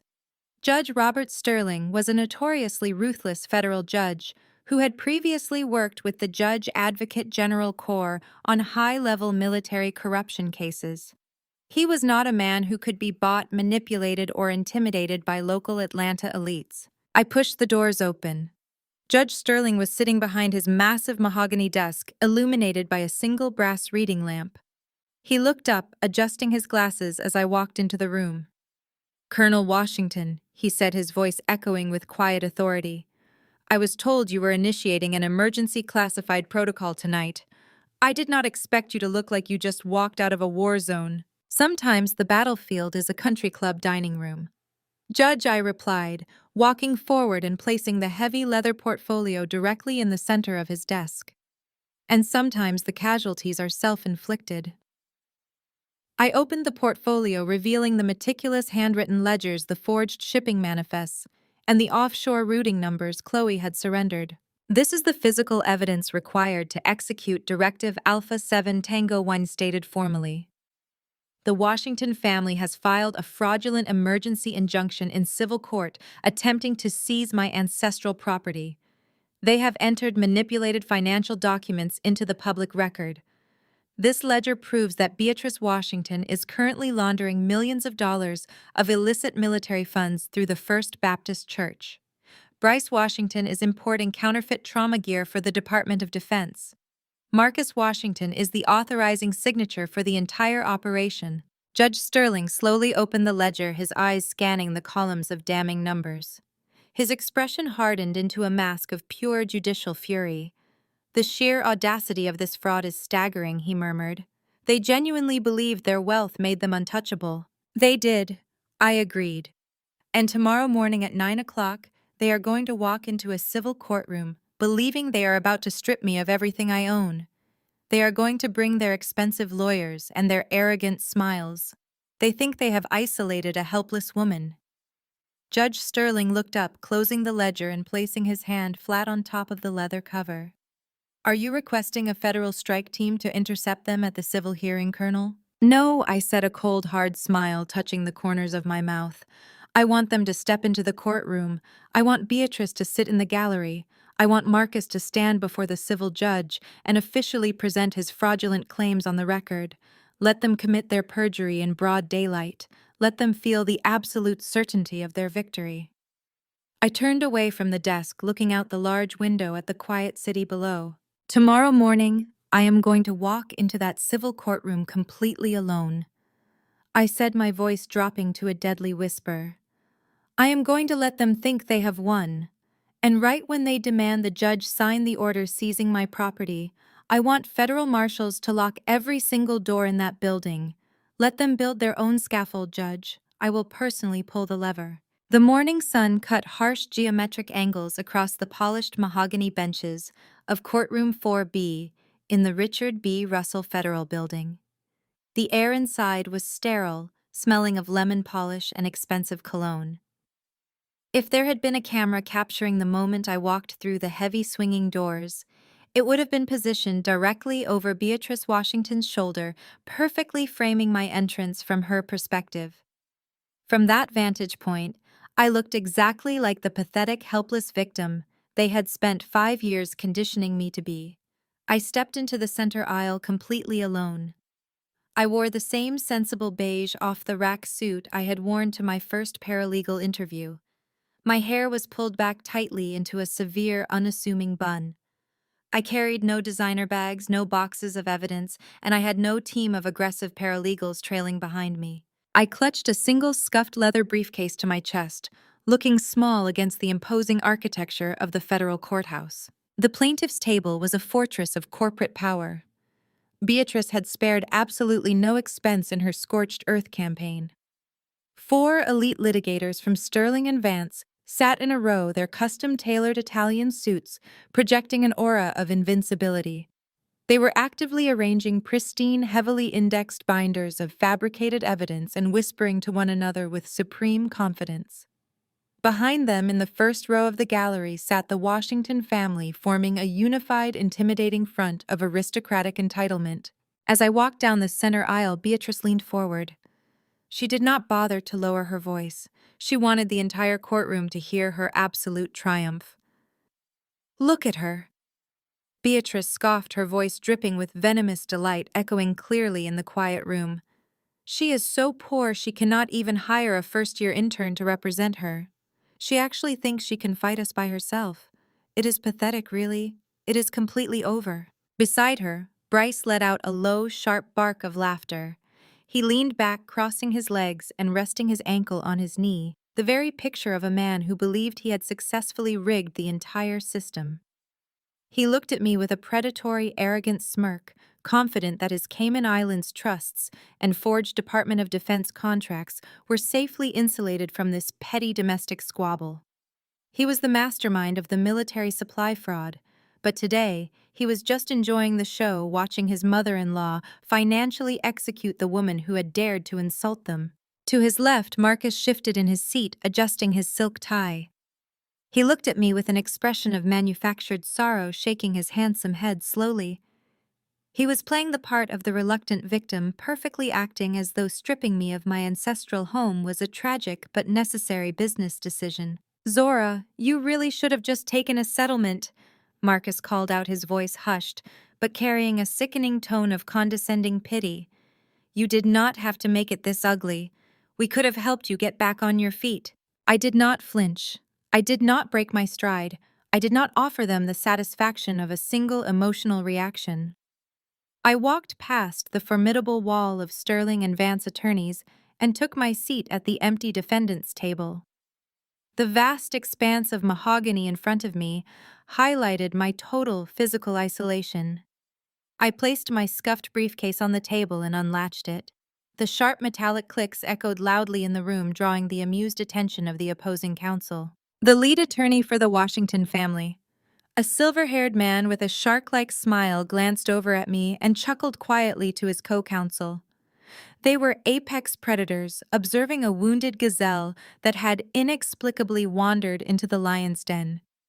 They had filed a mountain of aggressive motions demanding immediate seizure of my family's 400 acres of prime South Carolina coastal real estate. They had stacked the deck with fraudulent financial ledgers claiming my unhinged public behavior had caused Marcus irreparable economic harm. They fully expected me to beg for mercy or break down in tears the moment the judge ordered the asset forfeiture. I reached into my briefcase and pulled out a single thin manila folder. I placed it perfectly square in the center of the table. I extracted a yellow legal pad and a standard black pen, aligning them parallel to the edge of the wood with meticulous precision. My movements were slow, deliberate, and completely devoid of anxiety. I sat back in my wooden chair, keeping my spine rigid and my hands folded loosely in my lap. I stared straight ahead at the empty judge's bench, projecting an aura of absolute lethal calm. I could feel the Washington family's collective gaze burning into the back of my neck. Beatrice was practically vibrating with anticipation. She was envisioning the commercial developers bulldozing my great-grandfather's ancient oak trees. She was already calculating the profit margins from selling the bedrock of my family's heritage to cover her son's imaginary losses. She genuinely believed her immense wealth and her elite high-priced lawyers had bought her the ultimate unassailable victory. She had no idea that by forcing this civil hearing and filing those sworn financial affidavits in a federal court, she had voluntarily walked her entire family onto a live minefield. The heavy oak door adjacent to the judge's bench swung open with a sharp, definitive thud. The ambient chatter from the plaintiff's table died instantly. The courtroom bailiff stepped forward, his voice booming across the cavernous room, commanding immediate silence. All rise. The United States District Court is now in session. The Honorable Judge Robert Sterling presiding. We all stood. From the corner of my eye, I saw the Sterling and Vance litigators button their jackets, standing at rigid professional attention. They expected a standard civil magistrate, someone who would be suitably impressed by their firm's prestigious name and easily swayed by their client's massive corporate wealth. They were expecting a judge they could manipulate with aggressive corporate litigation tactics and endless legal maneuvering. Instead, the heavy oak door swung fully open and Judge Robert Sterling stepped out of the shadows. He ascended the steps to the bench with the heavy, deliberate tread of a man accustomed to wielding absolute, unyielding authority. He was a towering, imposing black man with broad shoulders and a gaze that could cut through reinforced steel. He wore the traditional black judicial robe, but his rigid posture and the sharp, precise way he moved betrayed his heavily classified background. Before taking the federal bench, Judge Sterling had been one of the most ruthless and decorated military judges in the United States Judge Advocate General Corps. He was a legend in the intelligence community, infamous for prosecuting international war criminals, dismantling global smuggling rings, and sending corrupt generals to federal prison. He was a man who did not suffer fools, and he harbored a distinct lethal hatred for corporate parasites who defrauded the United States military. He reached the center of the high bench and looked down at the courtroom. His dark eyes swept slowly over the gallery, resting briefly on Beatrice's smug, expectant face and Bryce's relaxed, arrogant posture. He looked at the row of expensive elite lawyers standing at the plaintiff's table, their binders of forged evidence sitting openly in front of them. Then his gaze shifted to me, standing completely alone at the defense table in my cheap beige suit. There was no flash of recognition, no subtle nod. We were professionals executing a highly classified federal sting operation in broad daylight. He took his seat, the heavy wooden gavel resting near his right hand, and looked out over a family that had absolutely no idea they were already dead. The lead attorney from Sterling and Vance immediately sprang to his feet, smoothing the front of his custom-tailored suit.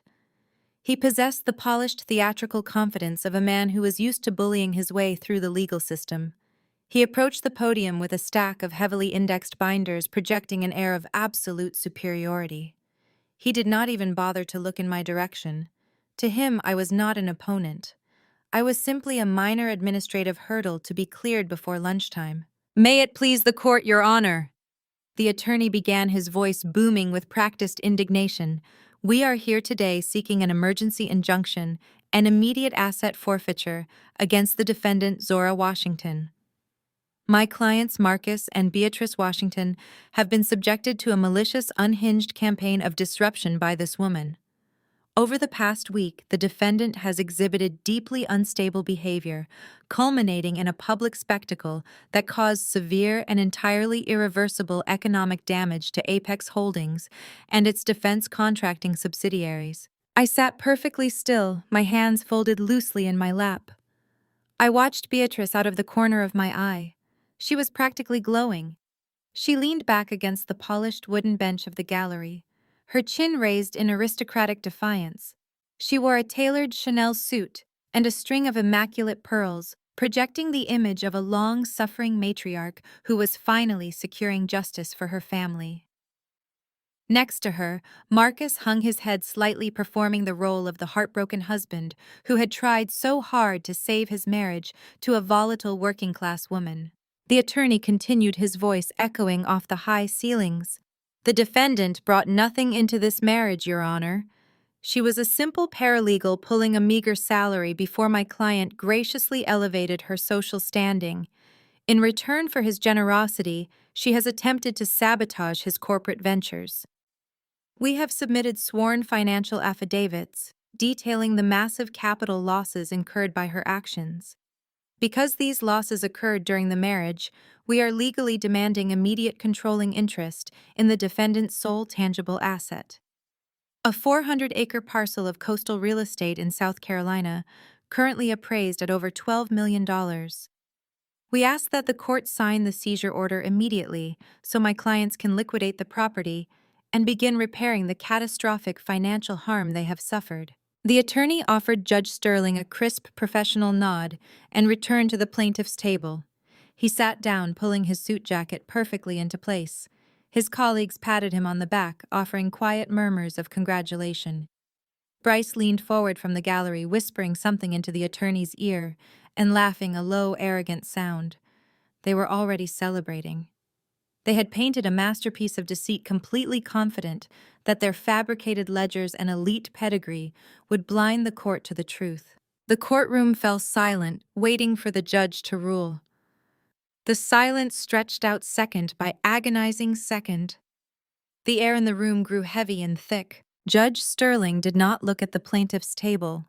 He did not look at the stack of fraudulent affidavits the elite lawyers had so proudly presented. He sat perfectly still, his dark eyes locked entirely on the thin manila folder I had placed in the exact center of my table. Slowly, with deliberate, terrifying precision, he reached out and picked up his heavy wooden gavel. The sharp, resounding crack of the gavel hitting the sounding block echoed through the room like a gunshot. The smug whispers at the plaintiff's table instantly ceased. Bryce's arrogant smile vanished. Beatrice stiffened, her posture suddenly rigid. Judge Sterling opened the manila folder. He spent exactly 10 seconds scanning the single page inside. It was not a legal brief.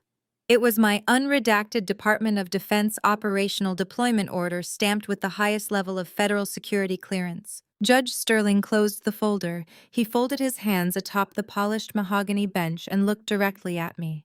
His expression was solemn, completely devoid of the usual judicial detachment. It was the look of a veteran acknowledging a fellow soldier on a battlefield. "Good morning, Colonel Washington," Judge Sterling said, his deep voice carrying flawlessly across the dead silence of the courtroom.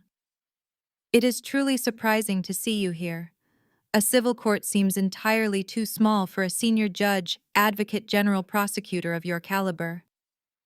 If a bomb had detonated in the center aisle, the physical impact could not have been more devastating. The camera in my mind tracked the shockwave as it hit Beatrice Washington's face.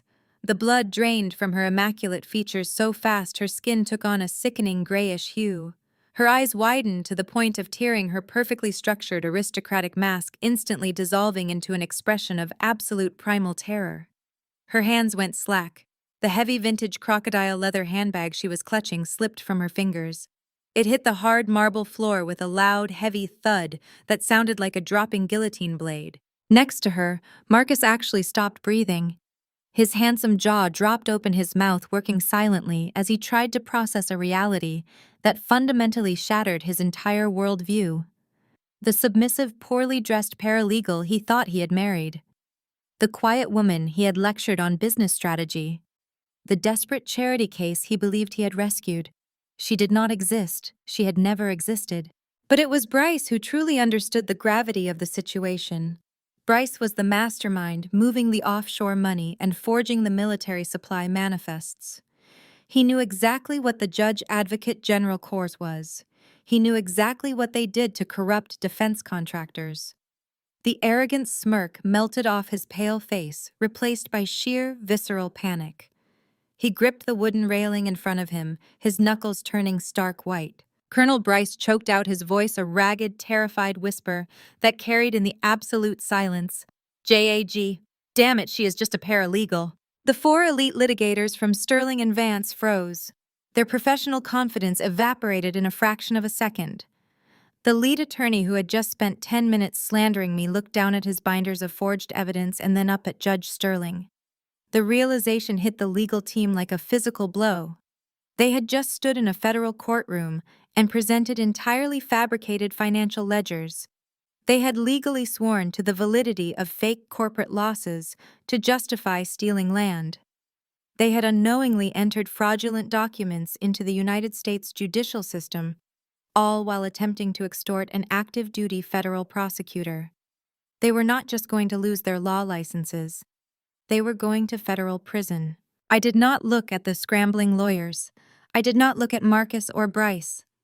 I stood up, pushing my wooden chair back with a slow, deliberate scrape that echoed loudly. I smoothed the front of my cheap beige suit, moving with the lethal, unhurried grace of a predator that had finally trapped its prey. I stepped out from behind the defense table, walking until I stood directly in front of the judge's bench. I turned my head very slowly, shifting my gaze away from Judge Sterling and locking my eyes directly onto Beatrice Washington. She was trembling violently. The powerful, untouchable matriarch of Atlanta society was shrinking into the wooden bench, looking at me as if I were the Grim Reaper himself. The illusion of her superiority was completely dead. I let the silence stretch out, allowing her to feel the crushing, inescapable weight of the trap closing around her throat. "Good morning, Your Honor," I said, my voice steady, carrying the absolute authority of my rank. "I am not here today to finalize a divorce. I am not here to dispute a property division. I am here to file a federal countersuit for Department of Defense contract fraud, racketeering, and treason." I did not raise my voice. I did not need to. The words dropped into the cavernous courtroom with the weight of an anvil, shattering the pristine illusion of the Washington dynasty. I opened the manila folder and slid a stack of heavily redacted military supply manifests across the polished mahogany of the judge's bench. Judge Sterling picked up the documents, his eyes scanning the highlighted sections with clinical precision. The silence in the gallery was absolute, broken only by the frantic, panicked whispering of the Sterling and Vance litigators, who were desperately trying to figure out how they had walked into a federal trap. For 5 years, my husband and his brother-in-law have operated under the guise of a legitimate minority-owned business. I stayed my gaze, panning slowly from the bench to the plaintiff's table. They used my name, my social security number, and my honorable military service record as a prop to secure priority government defense contracts. They told the Department of Defense they were supplying sterile Pitocin bandages and life-saving trauma kits to our active-duty combat medics in classified combat zones. I turned to look directly at Bryce. He was gripping the edge of the table so hard his knuckles were entirely bloodless. His arrogant posture had collapsed into a rigid, terrified crouch. "But Bryce Washington is not a patriot. I continued, my voice slicing through the heavy air. He is a parasite. Instead of fulfilling those contracts with approved domestic manufacturers, he diverted the federal funds into his Cayman Islands accounts. He then purchased cheap, contaminated, counterfeit medical supplies from unverified, blacklisted laboratories in Shenzhen. He knowingly shipped infected trauma gear to frontline soldiers just to pad his own profit margins. Objection! The lead attorney shouted, springing to his feet, his voice cracking with uncharacteristic panic. Your Honor, this is an outrageous fabrication. My clients are respected members of the Atlanta business community. This woman is clearly suffering a psychotic break. Sit down, Counselor. Judge Sterling barked, his voice vibrating with lethal authority. The attorney flinched physically, recoiling as if he had been struck. He slowly sank back into his leather chair, the fight completely draining out of him. Judge Sterling turned his dark, penetrating gaze toward the plaintiff's table. The court is currently reviewing operational supply ledgers that completely corroborate the Colonel's statements. I suggest you advise your clients to remain perfectly silent unless they wish to add perjury to their rapidly expanding list of federal charges. I watched the color completely drain from Marcus's face. He looked at the documents on the judge's bench, then looked at me, his handsome features twisting into a mask of pure, unadulterated cowardice. The realization that his entire lavish lifestyle was built on a foundation of treason had finally pierced his thick skull. He was looking at 20 years in a federal penitentiary, and the self-preservation instinct of a spoiled child instantly kicked in. I did not know. Marcus blurted out, his voice high and desperate.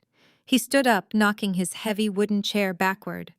It hit the marble floor with a loud crack, but he ignored it, pointing a shaking finger directly at Bryce. I had nothing to do with the overseas manufacturing. Bryce handled the entire supply chain. He brought me the manifests and told me where to sign. He told me it was all above board. I am just the CEO on paper. He is the one who set up the offshore accounts. He did this. The absolute betrayal hung in the air, a pathetic display of a man throwing his own family under the bus to save his own skin. Bryce's head snapped toward Marcus, his pale face suddenly flushing with a violent, explosive rage. The polished country club facade shattered completely, revealing the vicious, entitled monster underneath. "Shut your mouth, you spineless idiot!" Bryce roared, his voice echoing violently off the courtroom walls. He lunged across the table, grabbing Marcus by the lapels of his expensive custom suit. "I built this entire empire for you. I spoon-fed you every single contract and paid for your pathetic, extravagant life. All you had to do was smile for the cameras and keep your submissive little wife on a tight leash. I told you to control your wife, you stupid son of a bitch." "Order in this court," Judge Sterling thundered, slamming his heavy wooden gavel against the sounding block with enough force to crack the wood. "Federal marshals, secure that table immediately." 3 armed federal marshals materialized from the shadows of the courtroom, moving with swift, tactical precision. They seized Bryce by the shoulders, dragging him away from a terrified, hyperventilating Marcus and forcing him back into his chair. Bryce was breathing heavily, his chest heaving as he glared at me with absolute murderous hatred. I simply stared back at him, my expression completely blank, letting him drown in the realization that his arrogance had engineered his own total destruction. The Washington family was tearing itself apart right in front of the judge, just as I had calculated. The rot at the core of their dynasty was finally exposed to the harsh light of reality. Suddenly, a loud theatrical sob echoed from the gallery. Beatrice Washington had watched her empire crumble. Her son turn into a coward, and her son-in-law morph into a violent criminal in the span of 5 minutes. She realized the aggressive legal tactics and the high-priced lawyers were entirely useless against a federal indictment. The predator had suddenly realized she was the prey, and she immediately resorted to the only weapon she had left. She threw herself forward, gripping the wooden railing of the gallery barrier. Tears streamed down her meticulously powdered cheeks, her voice trembling with manufactured devastation. "Your Honor," she cried out, playing the role of the frail, heartbroken matriarch to absolute perfection. "Please, you must listen to me. I had absolutely no idea this was happening. I am just a mother. A grieving, deceived mother. My son and my son-in-law hid this from me. I trusted them to manage the family business. I would never knowingly participate in anything illegal. I am a God-fearing woman. You have to believe me, I am a victim of their deception too. I looked down at the sobbing woman gripping the wooden railing. Her performance was a masterclass in manipulation, but I had come prepared to dismantle her entire reality. I reached into my pocket and pulled out a small black digital voice recorder. I placed it gently on the wooden edge of the defense table and pressed the play button. The audio had been digitally enhanced by the Federal Cyber Division, ensuring every syllable echoed with crystal clarity across the silent courtroom. The recording captured the unmistakable, perfectly enunciated voice of Beatrice Washington holding court in her pristine sunroom just 3 weeks ago. "Use the church's global missionary fund," the recorded voice of Beatrice ordered, dripping with icy calculation. "Root Bryce's surplus capital through the sanctuary expansion accounts. The congregation will never ask to see the underlying ledgers. And as for Zora, we will freeze her out completely. Once Marcus drains their joint accounts, we file the injunction to seize that swampland her family owns. She is too weak to fight back. We will break her and take everything." The audio stopped. The profound silence that followed was heavy enough to crush bone. The invisible camera lens of the entire courtroom seemed to instantly zoom in on Beatrice's face. Her flawless, powdered complexion turned the color of wet ash. The righteous, God-fearing matriarch facade she had spent decades cultivating evaporated in less than 30 seconds. Her hands flew to her mouth, her eyes darting frantically around the gallery seeking a single sympathetic face. She found none. The elite society friends she had strategically invited to witness my humiliation were now staring at her in absolute revulsion. The First Lady of the country club had just been exposed as the ruthless architect of a massive federal money laundering syndicate. Judge Sterling did not say a word. He simply raised his heavy wooden gavel and brought it down with a singular deafening strike that signaled the absolute end of the Washington dynasty. On that precise cue, the heavy double doors at the rear of the courtroom burst completely open. A perfectly coordinated tactical wave of armed personnel flooded the center aisle. Men and women wearing tactical vests emblazoned with the bright yellow letters of the FBI and the sharp, stark insignia of the United States Army Criminal Investigation Division fanned out across the room. The lead FBI agent, a tall woman with a severe expression, marched directly past the gallery and approached the plaintiff's table. "Beatrice Washington, Marcus Washington, and Bryce Peterson, you are all under arrest for conspiracy to commit federal wire fraud, military contract fraud, and violations of the Racketeer Influenced and Corrupt Organizations Act." The agent announced, her voice cutting through the rising chaos. Federal marshals immediately moved in, pulling a shrieking Beatrice away from the wooden railing. Cold steel handcuffs snapped shut around her delicate wrists. She thrashed wildly, the pristine pearls snapping and scattering across the marble floor like hail. Marcus did not fight the agents. Instead, his legs gave out completely. He dropped to his knees right in the middle of the courtroom floor, crawling frantically toward me. His handsome face was contorted into a mask of pure, unfiltered terror. He grabbed the hem of my cheap beige skirt, sobbing uncontrollably. "Zora, please," he begged, his voice cracking into a pathetic whine. "Zora, you have to tell them I did not know. You have to save me.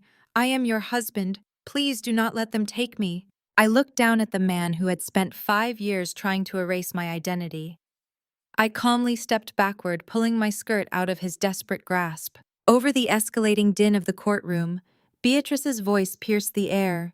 She was being dragged backward down the center aisle, her designer heels scraping against the floor. She screamed Marcus's name in pure, unhinged despair, watching helplessly as the federal agents hauled her golden child up from the floor and forced his hands behind his back. The Empire was dead. I pushed through the heavy oak doors of the courtroom, leaving the chaotic symphony of shattered egos behind me.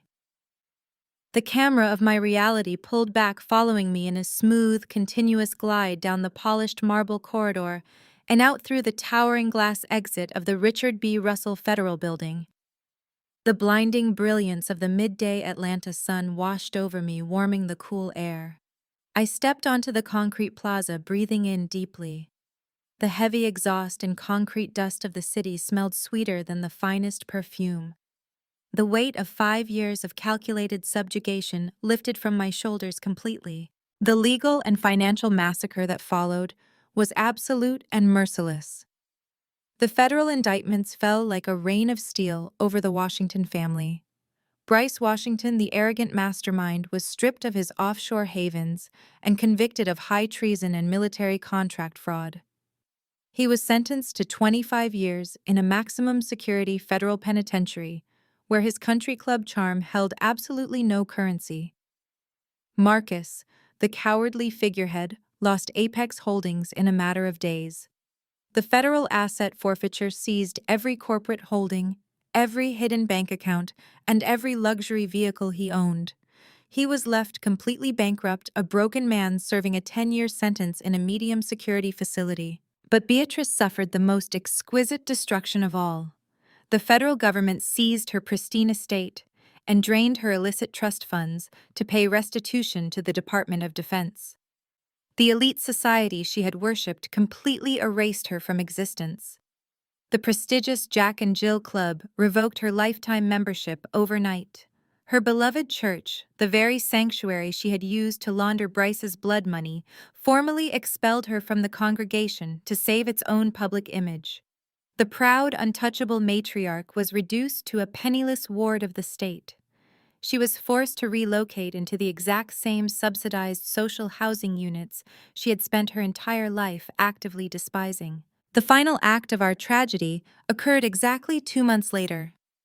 I was sitting at my desk in my new private office, reviewing a legitimate defense contract, when my secure line rang. The caller ID indicated the Fulton County Detention Center. I hit the button to accept the collect call. "Zora, please," Beatrice sobbed through the crackling prison line, her voice stripped of all its former aristocratic velvet. It was the raw, pathetic wail of a broken, terrified woman. "Please, you have to help me. I have absolutely nothing left. The food here is rotten. The other women are animals. They took my pearls, Zora. I am begging you, show some mercy. We are family. We are—" I leaned back in my leather chair, listening to her desperate, ragged breathing. I thought about the years of quiet humiliation, the constant sneers over holiday dinners, the deliberate attempts to erase my identity, and the final absolute betrayal she had engineered with a smile on her face. I kept my voice perfectly flat, completely devoid of the emotion she so desperately craved. "I learned how to treat family by watching you," I said. "Goodbye, Beatrice." I pressed the button terminating the connection and set the phone down on my pristine desk. The sharp metallic echo of the federal handcuffs snapping shut faded away, replaced by the gentle clink of ice against crystal. The memory of their absolute destruction dissolved as I brought myself back to the present moment. I stood completely still, looking out through the floor-to-ceiling glass windows of my penthouse office. The sprawling, glittering skyline of downtown Atlanta stretched out beneath me, an ocean of neon and steel that I now commanded from the top floor of the city's most prestigious law firm. The aftermath of that day in federal court had been swift and merciless. My family's 400 acres of pristine South Carolina coastline remained securely in my name, forever protected from commercial bulldozers and greedy developers. But I did not stop at merely defending my heritage. The millions of dollars in federal restitution seized from Beatrice's liquidated estate and Marcus's seized corporate accounts did not simply sit in a government vault. I petitioned the federal magistrate to redirect every single cent of their illicit wealth into my great-grandfather's ancestral trust. I used their blood money to fully endow a massive scholarship fund for historically Black colleges and universities, specifically designed to provide full tuition for the children of disabled and fallen military veterans. I turned the Washington family's sickening greed into a permanent engine for generational uplift and education. I was no longer hiding behind the unassuming facade of a subservient paralegal running errands for men who possessed half my intellect. The senior JAG prosecutor, who had dismantled an entire criminal syndicate in a single afternoon, was highly sought after. I accepted a position as a senior partner, and my name was now etched in heavy brass letters on the wall downstairs. My legal division specializes exclusively in military defense and federal whistleblower protection. I spend my days relentlessly dismantling corrupt defense contractors, protecting vulnerable service members, and destroying arrogant corporate elites using the exact same tactical precision that sent my former in-laws to federal prison. I raised the heavy crystal tumbler of aged bourbon to my lips, taking a slow, measured sip. The amber liquid burned pleasantly against my throat, a sharp, satisfying reminder of the victory I had orchestrated with absolute patience. I turned away from the sprawling city lights and looked directly forward, the faint reflection of my face visible in the darkened glass. They genuinely believed my silence was the pathetic endurance of a weak, helpless woman. I said, my voice steady and cold in the quiet room. They mistook my quiet observation for surrender and my patience for cowardice. But they did not understand the most fundamental rule of combat. In the military, when the battlefield grows completely silent, it does not mean the enemy has retreated. It means the sniper has finally locked onto the target. I smiled, a slow, razor-sharp expression that held absolutely no warmth. And I never miss. Fade to black.